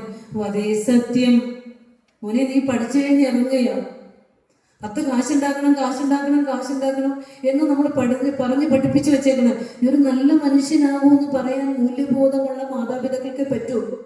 അപ്പൊ പറയാണ്, ഈ പൈസ ഉണ്ടാക്കണമെന്ന മെഷീനുകളായി നമ്മൾ മാറുമ്പോൾ, നമ്മുടെ മക്കളെ വാർത്തെടുക്കുമ്പോൾ വിദ്യാലയങ്ങളിൽ നിന്നും കിട്ടുന്നത് എന്താ? നല്ല മാർക്ക് വാങ്ങാനുള്ള പരിശീലനം, നല്ല ജോലിക്കുള്ള പരിശീലനം, നല്ല മനുഷ്യനാകാനുള്ള പരിശീലനം എവിടെയില്ല. അതൊരു ഗുരുവിന്റെ സമീപത്തിൽ മാത്രമേ ഉള്ളൂ. അപ്പൊ ഗുരു പറയാ, വദേ സത്യം, സത്യം വദ. ഗുരു വേദത്തെ തൊട്ടിട്ടില്ല, ഗുരു വേദത്തെ അറിഞ്ഞിട്ടില്ല, ഗുരു ഒരു സാമൂഹ്യ പരിഷ്കർത്താവാണെന്ന് പറയുന്നവരോട് പറയാണ്, വദേ സത്യം, സത്യം പറയണം. ചരേ ധർമ്മം, സത്യം ചര, അല്ലെ? സത്യം വദ, സത്യമാർഗത്തിലൂടെ ചരിക്കണം. നിത്യം സ്വാധ്യായമാചരേ കുശലാദ്, സമ്പത്തിന് വേണ്ടി സത്യധർമ്മങ്ങളിൽ നിന്ന് വ്യതിചലിക്കരുത്. ഒറ്റ വാക്കാണ് ഗുരു പറഞ്ഞു തന്നിരിക്കുന്നത്. ഒരു കുഞ്ഞ് പഠനം കഴിഞ്ഞ് പുറത്തേക്ക് ഇറങ്ങുമ്പോൾ നിനക്ക് ജീവിതത്തിൽ അഭിവൃദ്ധി ഉണ്ടാക്കുന്നതിന് വേണ്ടി സത്യധർമ്മങ്ങൾ വെടിഞ്ഞ് നീ ജീവിക്കരുത് കുഞ്ഞെ. ഈ ഒരു ഉപദേശവും അനുസരിച്ച് പോകുന്ന നമ്മുടെ മക്കള് എന്ത് ചെയ്യുമ്പോഴും ഉള്ളിൽ ഒരു പടപടപ്പുണ്ടാവും. ഇത് ചെയ്യാൻ പാടില്ല, ഇത് ചെയ്യാൻ പാടില്ല അല്ലേ? ഈ ഒരു ചെങ്കുറപ്പ് നമ്മുടെ മക്കൾക്ക് ഉണ്ടാകണമെങ്കിൽ തീർച്ചയായും നമ്മൾ ആധ്യാത്മികതയിൽ അധിഷ്ഠിതമായ ഭൗതിക വിദ്യാഭ്യാസം തന്നെ കുട്ടികൾക്ക് കൊടുക്കേണ്ടതുണ്ട്.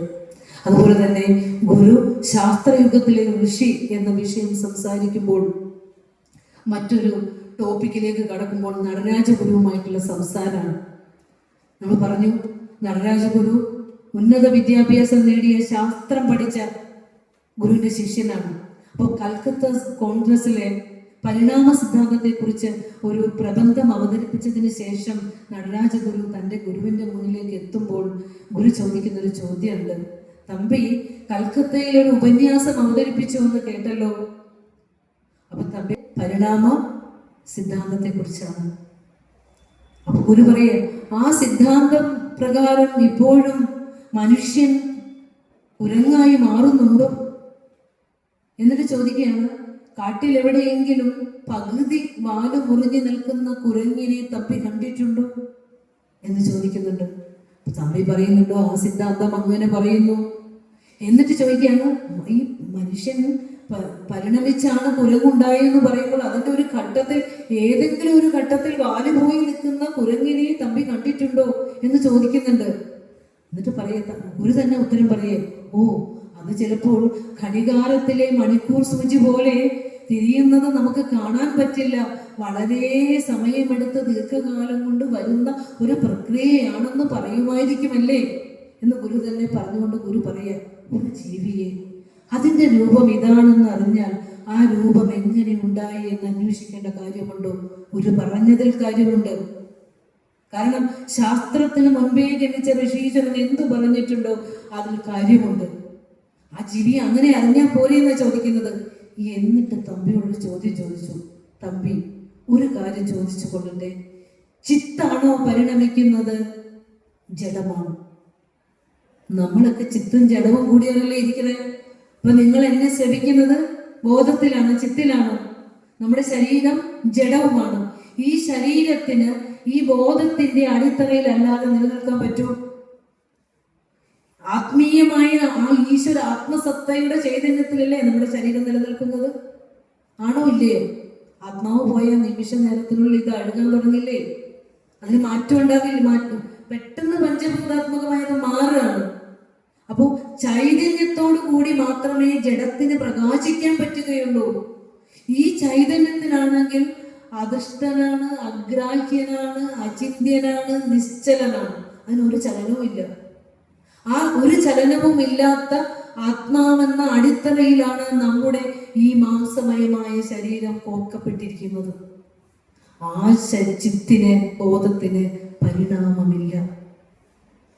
അപ്പൊ ചിത്താണോ ജഡമാണോ പരിണമിച്ചെന്ന് ചോദിച്ചപ്പോ ഞെട്ടിപ്പോയി നടരാജഗുരു പറയാണ്, താൻ പഠിച്ച ജന്തുശാസ്ത്രത്തിലോ അല്ലെങ്കിൽ എന്താ പറയാ ബയോളജിയിലോ സുവോളജിയിലോ അല്ലെങ്കിൽ ഭൗതിക ശാസ്ത്രങ്ങളിലോ ഒന്നും തന്നെ ഇതിനുത്തരമില്ല എന്ന് മനസ്സിലാക്കിയ നടരാജഗുരു നേരെ ചെന്ന് ഗുരുവിന്റെ പാദങ്ങളിലേക്ക് ദണ്ഡ നമസ്കാരം ചെയ്യുകയാണ്. കാരണം ശാസ്ത്രത്തിന്റെ അന്വേഷണം ഇന്നും ജഡത്തിന്റെ പരിധിയിലാണ്.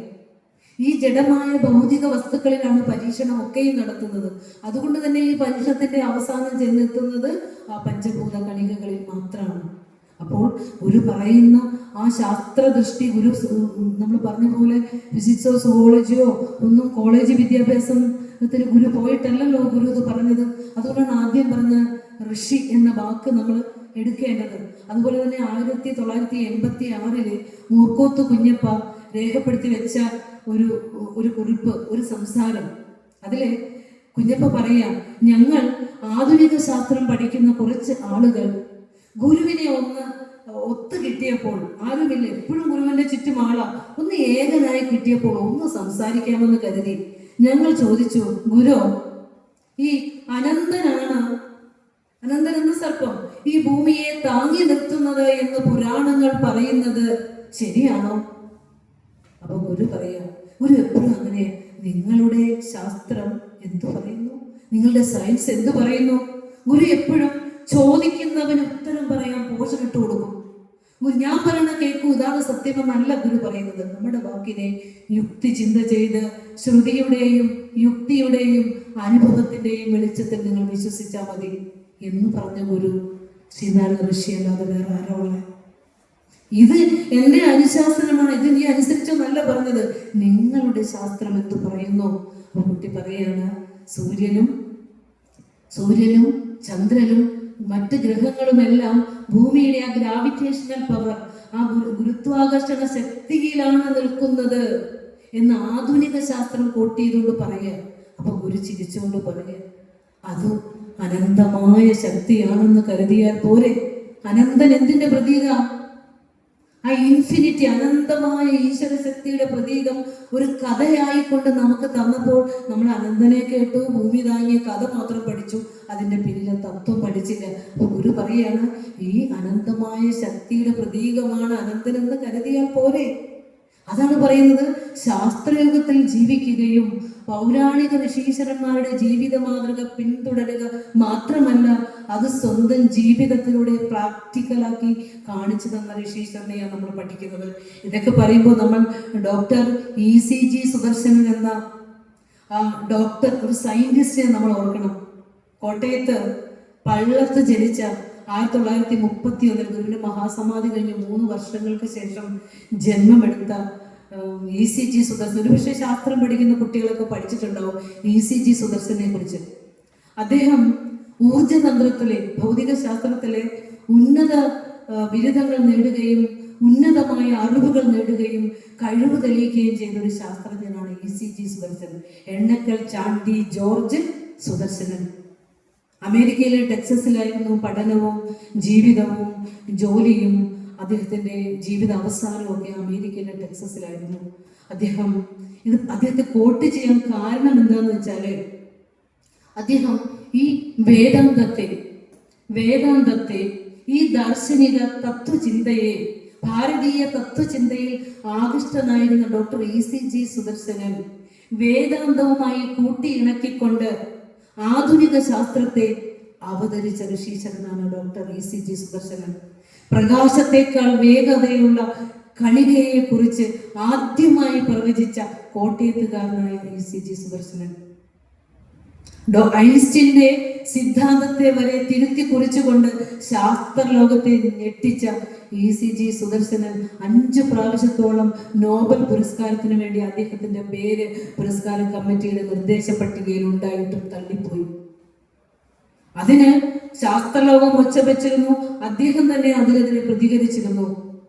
അദ്ദേഹത്തിന്റെ ക്ലാസ്സിലിരുന്ന് പഠിച്ച കുട്ടികളും അദ്ദേഹത്തിന്റെ പ്രബന്ധം കോപ്പി അടിച്ചവരും അദ്ദേഹത്തിന്റെ പുസ്തകങ്ങൾ വായിച്ച് അറിവ് പ്രബന്ധമാക്കി വെച്ചവർക്കുമൊക്കെ നോബൽ പുരസ്കാരം കിട്ടിയപ്പോൾ അദ്ദേഹം ആ ഒരു അർഹതയിലേക്ക് വന്നില്ല. പുരസ്കാരങ്ങളിലല്ലല്ലോ ഒരു മനുഷ്യന്റെ അറിവിരിക്കുന്നത്. ഞാൻ ഇത്രയും പറഞ്ഞത് എന്തിനാന്ന് വെച്ചാൽ, ഭൗതിക ശാസ്ത്രത്തിൽ ഉന്നത ബിരുദം നേടിയ വേദാന്തത്തിൽ പ്രഭാഷണങ്ങൾ നടത്തുന്ന ECG സുദർശൻ പറയാണ്, എവിടെ ഫിസിക്സ് അവസാനിക്കുന്നുവോ, എവിടെ ഊർജതന്ത്രത്തിന് പറയാനുള്ളത് പറഞ്ഞു തീരുന്നുവോ, അവിടെ നിന്ന് ഉത്തരം പറയാൻ തുടങ്ങുന്നു വേദാന്തം. ഫിസിക്സ് ചോദിക്കുന്ന ചോദ്യത്തിന് ഉത്തരമില്ലാതെ എവിടെ അവസാനിക്കുന്നുവോ ആ ചോദ്യത്തിന് ഉത്തരം പറയുവാൻ വേദാന്ത ശാസ്ത്രത്തിന് പറ്റുമെന്ന് പറഞ്ഞ ഡോക്ടർ ECG സുദർശനെ പോലെയുള്ളവരൊക്കെ നമ്മൾ പഠിക്കണം, അറിയണം.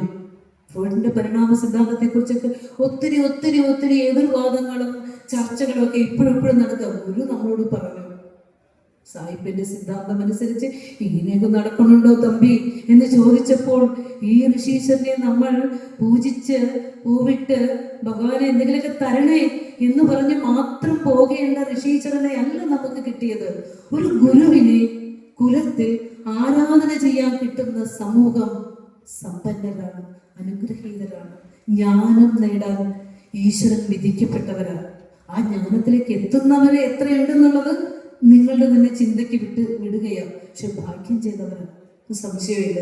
ഇല്ലാത്തവർ ഏതെങ്കിലും ദൈവങ്ങളോട് എന്തെങ്കിലുമൊക്കെ ഭൗതിക ആവശ്യങ്ങൾ ചോദിച്ച് സമ്പത്തിൽ ഒരംശം കൊടുത്ത് അങ്ങനെ ജീവിച്ച് മറഞ്ഞു പോകും. പക്ഷെ എൻ്റെ ജീവിതത്തിന്റെ സാർത്ഥകതയ്ക്ക് ആവശ്യമായ ജ്ഞാനം എനിക്ക് തരണേ ഭഗവാനെ എന്ന് ഒരു ഗുരുവിന്റെ പാദങ്ങളിലേക്ക് അഭയം തേടുന്നവർക്ക് കിട്ടും. ആശാൻ പറഞ്ഞ പോലെ ബോധാചാര്യക്കളിൽ ചെങ്കമലമതിനടിക്കാണു നിർവാണലോകം. എന്തൊക്കെ ഉണ്ടായിട്ട് എന്തിനാ? ഒരു പരമഗുരുവിന്റെ പാതാരബിന്ദങ്ങളിലാണ് ഒരുവന്റെ ജീവിത സാക്ഷാത്കാരം ഇരിക്കുന്നത് എന്ന് ആശാന്റെ വാക്കുകൾ പറയുകയാണ്. ഗുരു എങ്ങനെയാണ് ഈ ആധുനിക കാലത്ത് ജന്മമെടുക്കുകയും പൗരാണിക ഋഷീശ്വരന്മാരും ജീവിതത്തിൽ പകർത്തിയ മൂല്യം എങ്ങനെ ഈ സമൂഹത്തിലേക്ക് ഇംപ്ലിമെന്റ് ചെയ്തു? അത് വെറുതെ നീ അത് ചെയ്തോന്നല്ല പറഞ്ഞ്, അത് പ്രാക്ടിക്കലാക്കിയിട്ട് കാണിച്ചു തന്നു. എന്നിട്ട് ലളിതമായ വാക്കുകളിലൂടെ കൃതികളാക്കിക്കൊണ്ട് നമുക്ക് തരുകയും ചെയ്തു. അങ്ങനെ ചെയ്ത ഋഷീശ്വരൻ നമുക്ക് വേദാന്ത സൂത്രം എന്ന കൃതി, നമ്മൾ നേരത്തെ പറഞ്ഞു, വേദാന്ത സൂത്രം എന്ന കൃതി രചിച്ച് തന്നത് 2500 വർഷങ്ങൾക്ക് മുമ്പ് വ്യാസ മഹർഷി ബ്രഹ്മസൂത്രത്തിന് അത് വേദത്തെ സൂത്രരൂപത്തിലാക്കിക്കൊണ്ട് ബ്രഹ്മസൂത്രം എഴുതി.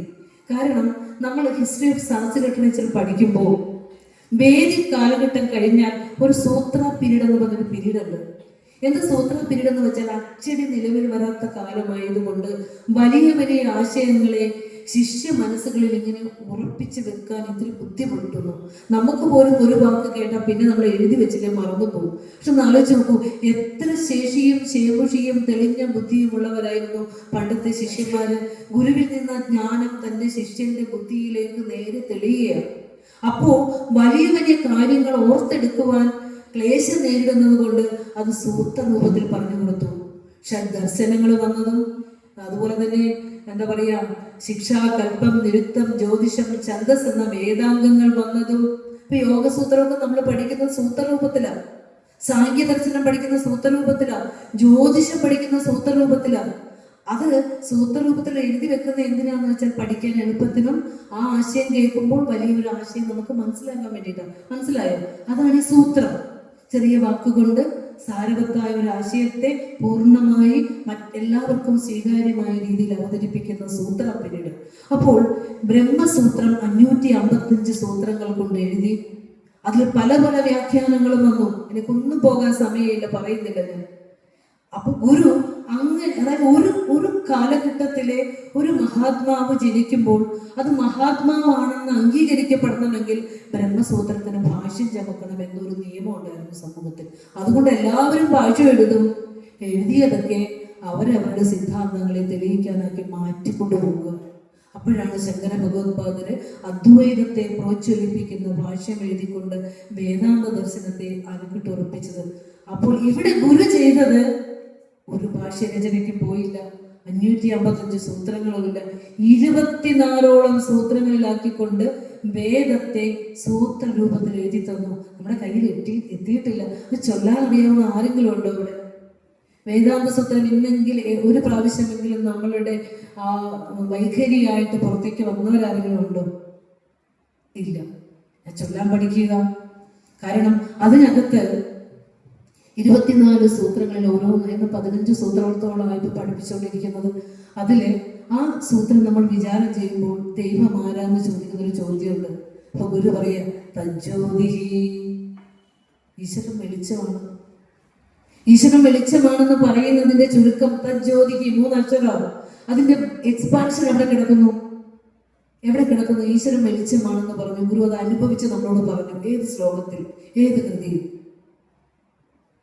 ടീച്ചർ എന്താ ഇത്ര വലിയ ഗഹനമായ ചോദ്യം ചോദിക്കണമെന്നില്ല. നിങ്ങൾ ആ തലത്തിൽ എത്തിയവരായതുകൊണ്ടാണ് നിങ്ങളോട് ഇങ്ങനെയുള്ള ചോദ്യം ചോദിക്കുന്നത്. നാളെ ഞാനിപ്പോൾ പോകുന്ന നടുഭാഗം, ആലപ്പുഴ നടുഭാഗം എന്നുള്ള സ്ഥലത്താണ്. പക്ഷെ അവരോട് ഞാൻ ഈ ചോദ്യം ചോദിക്കില്ല, നിങ്ങളോട് ചോദിക്കും. കാരണം ഗുരു പറഞ്ഞില്ലേ, ഒരു 10,000 ആതിഥേയർ ഒന്നായി വരുവത് പോലെ വരും വിവേകവൃത്തി എന്ന് പറഞ്ഞ വെറുതെ അല്ലല്ലോ. 10,000 സൂര്യൻ ഉദിച്ച പോലെയുള്ള പ്രകാശാത്മകത സത്യം തൻ്റെ ഉള്ളിൽ തെളിഞ്ഞപ്പോൾ ഗുരു അനുഭവിച്ചു എന്ന് പറഞ്ഞപ്പോൾ എന്താ പറയണേ, നമുക്കൊന്നും മനസ്സിലായില്ല. നമുക്ക് വിളക്ക് കത്തിച്ചു വെച്ച് നോക്കേണ്ടി വരും. എല്ലാ വിളക്കുകൾക്കും വിളക്കായ, എല്ലാ പ്രകാശങ്ങൾക്കും പ്രകാശമായ ആ അനുഭവത്തെ അനുഭവിച്ചുകൊണ്ട് ഗുരു നമുക്ക് പറഞ്ഞു തന്നതാണ്. പിന്നെ പറയാണ്, 1,000,000 ദിവാകരൊത്തുയരും പടി പോലെ, അല്ലെ?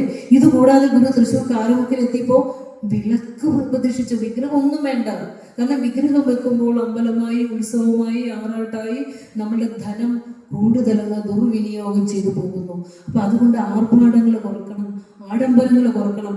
ഗുരു പറയുക, ഒരു വിളക്ക് വെച്ചാൽ പോരെ, ഇരുട്ട് മാറട്ടെ, വെളിച്ചം വരട്ടെ എന്ന് പറഞ്ഞതിന്റെ പൊരുള് നമുക്ക് പിടികിട്ടിയോ? സത്യം, ധർമ്മം, ദയ, ശാന്തി എന്ന മാനുഷിക മൂല്യങ്ങളെ ദൈവമാക്കി പ്രതിഷ്ഠിച്ച് തന്നിട്ട് നീ ആരാധിക്കൂ. സത്യത്തെ ആരാധിക്കൂ, ധർമ്മത്തെ ആരാധിക്കൂ, ദയയെ ആരാധിക്കൂ, ശാന്തിയെ ആരാധിക്കൂ. ഇതാണ്, ഈ മൂല്യങ്ങളാണ് ഒരു മനുഷ്യന് വേണ്ടത്, അല്ലേ? അമ്മേ നാരായണ, ദേവി നാരായണ എന്നൊക്കെ ഓം ശരവണഭവായ നമ എന്നൊക്കെ പ്രാർത്ഥിച്ച നമ്മളോട് ഗുരു പറഞ്ഞു തന്നില്ലേ, അരുളുള്ളവനാണു ജീവി എന്നൊരു വെട്ടിയിടുകയി നവാക്ഷരി. ആ പ്രാർത്ഥനയ്ക്ക് അവിടെ വെച്ചേക്ക്. ഈ പ്രാർത്ഥനയോടെ നീ എത്തേണ്ടത് എന്താ? നിന്റെ ഉള്ളിൽ കരുണയുണ്ടാകണം, കൃപയുണ്ടാകണം. അതുകൊണ്ട് നീ ചൊല്ലിക്കൊണ്ട് നടന്നു, അരുളുള്ളവനാണ് ജീവി എന്ന 9 അക്ഷരം എന്ന് തിരുത്തി കുറിച്ച് തന്നു. ആധുനിക കാലത്തെ ഇരുട്ട് മാറ്റുവാനായിട്ട് പ്രതിഷ്ഠകളിലൂടെയും വിദ്യാലയങ്ങളിലൂടെയും അതുപോലെ തന്നെ ശിവഗിരിയിൽ ശാരദയെ പ്രതിഷ്ഠിച്ച് തന്നപ്പോൾ ഗുരു പറഞ്ഞ എന്താ? ഭക്തനും ദേവി അറിവിന്റെ സ്വരൂപമായി ദേവിയെ വെച്ചിട്ട് പറയാണ്, ദേവിക്കും ദേവി ഗുരുസ്വരൂപം തന്നെയാക്കി വെച്ചിട്ട് പറയാ, ദേവിക്കും ദേവിയെ പ്രാർത്ഥിക്കാൻ ചെല്ലുന്ന ഭക്തനുമിടയിൽ ഒരു സാമ്പ്രാണി എരിയുന്ന പുക പോലും വേണ്ട. ഭക്തനും ദേവിക്കും ഇടയിൽ ഒന്നും വേണ്ട, ഒരു അല്പം ജലവും പുഷ്പവും മാത്രം മതി. ഉത്സവം 3 ദിവസത്തെ ആഘോഷം ധർമ്മമീമാംസ പരിഷത്തായി ജ്ഞാനോത്സവമാണ്. അവിടെ കരിയും വേണ്ട, കരിമരുന്നും വേണ്ട എന്ന് ഗുരു പറഞ്ഞ ഇടമാണ്. ഇന്നിപ്പോ സമീപകാലത്ത് നമ്മൾ കണ്ടു, അനേകം ശരീരങ്ങൾ ചിന്നിച്ചിതറുന്ന കാഴ്ച നമ്മൾ കണ്ടതാണ്. അവിടെ വെച്ച് ഗുരു പറഞ്ഞ കരിയും വേണ്ട, കരിമരുന്നും വേണ്ട. ഇതൊക്കെ ആധുനിക കാലത്തിനുള്ള ഉപദേശങ്ങളാണ്. ഇതൊന്നും അവിടെയില്ല. പകരം 3 ദിവസത്തെ ഉത്സവം ജ്ഞാനോത്സവമായിക്കൊണ്ട് അറിവിന്റെ ആറാട്ട് നടക്കുന്നു അവിടെ. ഇതാണ് ഗുരുവിന്റെ ക്ഷേത്ര സങ്കല്പം. ഇതാണ് ഗുരുവിന്റെ ക്ഷേത്ര സങ്കല്പം. അതിലേക്ക് നാം ഉയരാൻ ശ്രമിക്കേണ്ടതുണ്ട്. പറഞ്ഞു വന്നത് വേദാന്ത സൂത്രത്തിലൂടെ ഗുരു പറയാണ്, പരിമാണം തതഃ. ഞാൻ പറയുകയാണ്, കാരണം വിത്തായിട്ട് അവിടെ കിടക്കട്ടെ, അത് മുളയ്ക്കാനുള്ള പ്രയത്നം നിങ്ങൾ ചെയ്യട്ടെ എന്ന് പറയാം. കാരണം എല്ലാവർക്കും കൊടുക്കുന്നുണ്ടല്ലോ, കുടുംബത്തിനും കൊടുക്കണ്ടേ. അപ്പൊ പറയും പരിമാണം തതഃ. ഗുരു പറയാ, ഈ ഈശ്വരനിൽ നിന്ന് ഉണ്ടായതാണ് ഈ പ്രപഞ്ചം എന്ന് പറഞ്ഞിട്ട് പറയാ, എണ്ണാനാവാത്ത, എണ്ണി അളക്കാനാവാത്ത സകലവിധ അളവുകോലുകൾക്കും അപ്പുറമായ ആ ഈശ്വര സത്യത്തിൽ നിന്നുണ്ടായ ഈ പ്രപഞ്ചം എണ്ണിയെടുക്കാവുന്ന പ്രപഞ്ചം. എല്ലാത്തിനും അളവ്, പൈസക്കളവ്, നമ്മൾ വാങ്ങുന്ന വസ്തുക്കൾക്കളവ്, ഭൂമിക്കളവ്, എല്ലാത്തിനും അളവ്. പരമാണുവിന് വരെ അളവ് കൽപ്പിക്കും നമ്മൾ. ആ ഗാലക്സിയിലേക്കുള്ള ദൂരം വരെ നമ്മൾ അളന്നെത്തുന്ന രീതിയിൽ മനുഷ്യന്റെ ബുദ്ധി വികസിച്ചിരിക്കുന്ന ആർട്ടിഫിഷ്യൽ ഇന്റലിജൻസിന്റെ കാലം എത്തിയിരിക്കുമ്പോൾ എല്ലാത്തിനും നമ്മൾ അളവ് നിശ്ചയിച്ചിരിക്കുന്നു. പക്ഷേ ഗുരു പറയുകയാണ്, എല്ലാത്തിനും അളവായ ആ അളവ് നിശ്ചയിച്ചിരിക്കുന്ന പരമമായ ഈശ്വരനെ അളക്കുവാൻ ഒരളവുകോലുകൾ കൊണ്ടും സാധ്യമല്ല. എല്ലാ അളവുകൾക്കും അതീതമായ ആ പരമമായ അളവിനെ, അളവുകൾക്ക് അതീതമായ ആ ഈശ്വരനെ അറിയണമെന്ന് ഗുരു പരിമാണം തതഃ. അല്ലെ, ഗാലക്സിയില് നമുക്ക് ശരിക്കും പറഞ്ഞാൽ അതിലേക്കുള്ള ദൂരമൊക്കെ അളക്കാം. പക്ഷെ ഗാലക്സിയെ ചുഴറ്റുന്ന ശക്തി, ആ നിശബ്ദ ചലനത്തെ എന്തു മീറ്റർ വെച്ച്, ഏത് അളവുകോൽ വെച്ച് നമ്മൾ അളക്കെന്ന് ചോദിക്കുന്നുണ്ട്. തലച്ചോറിന്റെ അളവ് നമ്മൾ സെന്റിമീറ്റർ കണക്കിലെടുക്കും. അതിൽ ഇന്റേണൽ ഓർഗൻസ് നമ്മൾ അടയാളപ്പെടുത്തി പഠിക്കും. അതിലേക്ക് പോകുന്ന കാന്തിക ചലനങ്ങളെ നമ്മൾ ആധുനിക ഉപകരണങ്ങളുടെ സഹായത്തോടെ കണ്ടെത്തും. പക്ഷേ ഈ തലച്ചോറ് കൊണ്ടെടുക്കുന്ന അറിവിനെ ഏത് ഉപകരണം വെച്ചളക്കും? വേദാന്ത സൂത്രത്തിലുള്ളത്. ഈ ശാസ്ത്രയുഗത്തിലെ ഋഷീശ്വരനായ ഗുരുവിനെ നാം വെറും ഒരു ഗുരുവായി പൂജിച്ചു പോകാനോ മാത്രമുള്ളതല്ല എന്ന് വീണ്ടും വീണ്ടും ഓർപ്പിക്കുകയാണ്. ഗുരുവിനെ പഠിക്കേണ്ടതുണ്ട്. ഒരു 5 മിനിറ്റ് എടുത്തിട്ട് ഞാൻ നിർത്തിയേക്കാം. ഇനി അടുത്തൊരു ഭാഗം പറയുമ്പോൾ അദ്വൈത ദീപിക, നമ്മുടെ മക്കൾ, ഇതൊക്കെ സിലബസിൽ ഉൾപ്പെടുത്തേണ്ട കൃതിയാണ്. കുഞ്ഞുങ്ങളുടെ സിലബസിൽ ഉൾപ്പെടുത്തി സയൻസ് സബ്ജക്റ്റിന്റെ കൂടെ ഗുരുവിന്റെ അദ്വൈത ദീപിക എന്ന കൃതിയുടെ ടോപ്പിക് ഇട്ട് കൊടുക്കണം. അതായത് ഈ ഒരു ആധുനികനായ ചിന്തകന്റെ രീതിയിൽ അദ്വൈത സത്യത്തെ ആധുനിക ശാസ്ത്രത്തോട് ചേർത്ത് വെച്ചുകൊണ്ട് ഗുരു പഠിപ്പിക്കുകയാണ്. ആധുനികനായ ചിന്തകന്റെ ശൈലിയിൽ പ്രപഞ്ചത്തിലെ ഓരോ വസ്തുക്കളും വിശകലനം ചെയ്ത് എത്തിക്കുന്നത് ആ ഏറ്റവും അനന്തമായ സുപ്രീം പവറിലേക്കാണ് ഗുരു എത്തിക്കുന്നത്. വസ്ത്രത്തെ തന്നെ പറഞ്ഞല്ലോ, അത് വിശ്ലേഷിച്ച് വരുമ്പോൾ ഉടുക്കുന്ന വസ്ത്രം അതിൽ ഏറ്റവും കുട്ടികൾക്ക് പറഞ്ഞു കൊടുക്കാൻ പറ്റിയ ശ്ലോകമാണ്.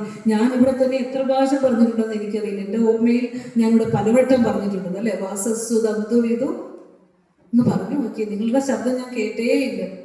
വാസസ്സു തന്തുവിതു പഞ്ഞി ഇതാദിമൂല ഭൂതപ്രഘാതമിതുമോർക്കുകിൽ ഇപ്രകാരം ബോധത്തിൽ നിന്നു വിലസുന്നു മരുസ്ഥലത്തു പാദസ്സു പോലെ പരമാവധി ബോധമത്രേ. ഒരു പറയെ പരമാവധി ബോധമല്ലാതെ ഒന്നുകൂടെയില്ല. വസ്ത്രം നൂലായി, പഞ്ഞിയായി, പഞ്ഞി മൂലബോധ തന്മാത്രകളായി, ഇങ്ങനെ ഓരോ വസ്തുവിനെയും പുറകോട്ട് പോയി ചെന്ന് നോക്കുമ്പോൾ ചെന്നെത്തുന്നത് ബോധത്തിലായിരിക്കും. ആ ബോധത്തിലാണ് ഈ പ്രപഞ്ചം നിലനിൽക്കുന്നത്. ഏതുപോലെ? മരുഭൂമിയിലെ കാനൽ ജലം പോലെ. അത് നമ്മൾ ആരും വിശ്വസിക്കില്ല. ഞാൻ എത്ര നാളായി ഈ പ്രപഞ്ചത്തെ കാണുന്നു, ഇതെങ്ങനെ കാനൽ ജലമാകണേ, ഇല്ലാത്ത ജലമാകണത്. പക്ഷെ നമ്മുടെ പുറകോട്ടൊന്ന് നോക്കിയാൽ നമുക്ക് മനസ്സിലാവില്ലേ, ഇതൊക്കെ ഇല്ലാത്തതായിരുന്നു. എവിടെയാണ് നമ്മൾ കെട്ടിവെച്ച സ്വപ്നങ്ങൾ, സങ്കല്പങ്ങൾ, ഇതൊക്കെ ഒരു ഇത്തിരി നിമിഷം കൊണ്ട് തകർന്നു പോകാനേ ഉള്ളൂ, ഈ ചീട്ടുകൊട്ടാരം. അപ്പോൾ ഇവിടെയൊക്കെ നമ്മൾ എത്തണമെങ്കിൽ ഒത്തിരി ശ്രുതി, യുക്തി, അനുഭവങ്ങൾ നമുക്ക് വേണം. യുക്തി അനുഭവത്തിലൂടെ നമ്മൾ കടന്നു പോകേണ്ടിയിരിക്കുന്നു. ഇനി മുനിചര്യ പഞ്ചകം രചിച്ച, നിർവൃതി പഞ്ചകം രചിച്ച, ആശ്രമം എന്ന കൃതി രചിച്ച ആ ഋഷിയായ ഗുരുവിനെ പരിചയമുണ്ടോ നമുക്ക്? മുനിചര്യ പഞ്ചകം കേട്ടിട്ടുണ്ട് അല്ലേ? നിർവൃതി പഞ്ചകം കേട്ടിട്ടുണ്ട്, ആശ്രമം എന്ന കൃതി കേട്ടിട്ടുണ്ട്. ഈ മുനിചര്യ പഞ്ചകം ഒരു മുനിയുടെ ചര്യയല്ലേ എഴുതിയേക്കണേ. ആധുനിക കാലത്ത് ജനിച്ച ഋഷീശ്വരനായ ഗുരു ഒരു മുനിയുടെ ചര്യയാണ് മുനിചര്യ പഞ്ചകത്തിൽ എഴുതി തന്നിരിക്കുന്നത്. ആ അനുഭവങ്ങൾ എത്രയോ വിശദീകരിക്കാനുണ്ട്.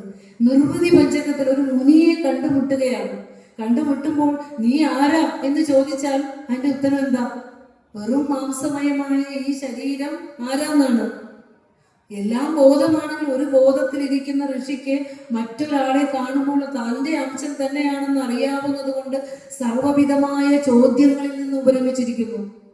എവിടെന്നാ നീ വന്നേന്ന് പറഞ്ഞാൽ നീ ഏത് ദേശത്തുനിന്ന് വന്നു? നശ്വരമായ ഏത് ദേശത്തുനിന്ന് നീ വന്നതായി പോയില്ലേ? നീ ആരാന്ന് ചോദിച്ചാൽ നിന്റെ ജഡമായ ശരീരം ആരാണെന്നാണ്. എവിടുന്ന് വരുന്നു, ആരാണ്, നിനക്ക് എത്ര വയസ്സായി? ഈ ചോദ്യങ്ങളെല്ലാം ജഡമായ ശരീരത്തെ സംബന്ധിച്ചുള്ളതാണ്. ആത്മാവിനെ സംബന്ധിച്ച് ചോദ്യങ്ങളില്ല. അപ്പോൾ ഈ ചോദ്യങ്ങളിൽ നിന്നെല്ലാം ആരുപരമിക്കുന്നോ അവനാണ് ഋഷി. അപ്പൊ ഗുരു ചോദ്യങ്ങളിൽ നിന്ന് ഉപരമിച്ച ഋഷീശ്വരനല്ലേ? എല്ലാവിധത്തിലുള്ള ചോദ്യങ്ങളിൽ നിന്ന് ഉപരമിച്ച ഋഷീശ്വരനാണ്. അതുകൊണ്ടാണ് രമണ മഹർഷി പറഞ്ഞ പെരിയോറുകൾ കർമ്മമുള്ളത് കൊണ്ട് ഇങ്ങനെ സഞ്ചരിക്കുന്നു. ഈ പ്രപഞ്ചത്തിൽ കർമ്മം അവതാര ലക്ഷ്യം പൂർത്തീകരിക്കുന്നതിന് വേണ്ടി ഗുരു സഞ്ചരിച്ചു. അപ്പോൾ രമണ മഹർഷിയാണെങ്കിൽ മരുത്തോമലയിൽ നിന്ന് ഇറങ്ങിയിട്ടേയില്ല. ഇവിടെ ഇല്ലാത്ത ആരാമത്തെ ഒരു ഭൂതം പുറത്തെവിടെയെങ്കിലും ഉണ്ടോ എന്നാണ് മഹർഷി ചോദിക്കുന്നത്. അപ്പോൾ ആര് മഹർഷിയെ കാണാമെന്നോ അവരൊക്കെ തൻ്റെ സ്വരൂപമായിട്ടാണ് മഹർഷി കാണുന്നത്. ആ മഹർഷിയുടെ മുമ്പിലേക്കാണ് ഈ പെരിയോറുകൾ എത്തുന്നത്, എല്ലാം നിരഞ്ജവൻ എത്തുന്നത് അല്ലേ? അവിടെയൊക്കെ നമുക്ക് ഋഷീശ്വരനെ, ഉപനിഷത്ത് ഋഷിയെ നമുക്ക് കാണാനായിട്ട് സാധിക്കും. ഒത്തിരി പിണ്ടനന്ദി രചിക്കുമ്പോൾ ഈ ബയോളജിക്കൽ പ്രോസസ്സ് അങ്ങനെ തന്നെ അക്സെപ്റ്റ് ചെയ്തുകൊണ്ടാണ് ഗുരു അതിലെ ദൈവികതയോട് ചേർത്ത് വെച്ച് തന്നെ അല്ലേ? അങ്ങനെ ഋഷീശ്വരനായ ഗുരുവിനെ പറഞ്ഞാൽ നമുക്ക് ഈ ജന്മം മതിയാവില്ല. ഗുരുവെന്ന പരമചൈതന്യത്തെ അറിയാനും അനുഭവിക്കാനും പഠിക്കാനും ഒക്കെ സാധ്യമാകുമ്പോഴാണ് നമ്മുടെ ജീവിതം സാർത്ഥകമാകുന്നത് എന്ന് പറഞ്ഞുകൊണ്ട് എനിക്ക് ഇവിടെ സംസാരിക്കാൻ ഒരു അവസരമേകിയ ഈ ശാഖായോഗത്തോടുള്ള നന്ദി പറഞ്ഞുകൊണ്ട് ഈ വാക്കുകൾ അത്രയും ഗുരുവിൽ സമർപ്പിക്കുന്നു. ഗുരുവോം തത്സത്.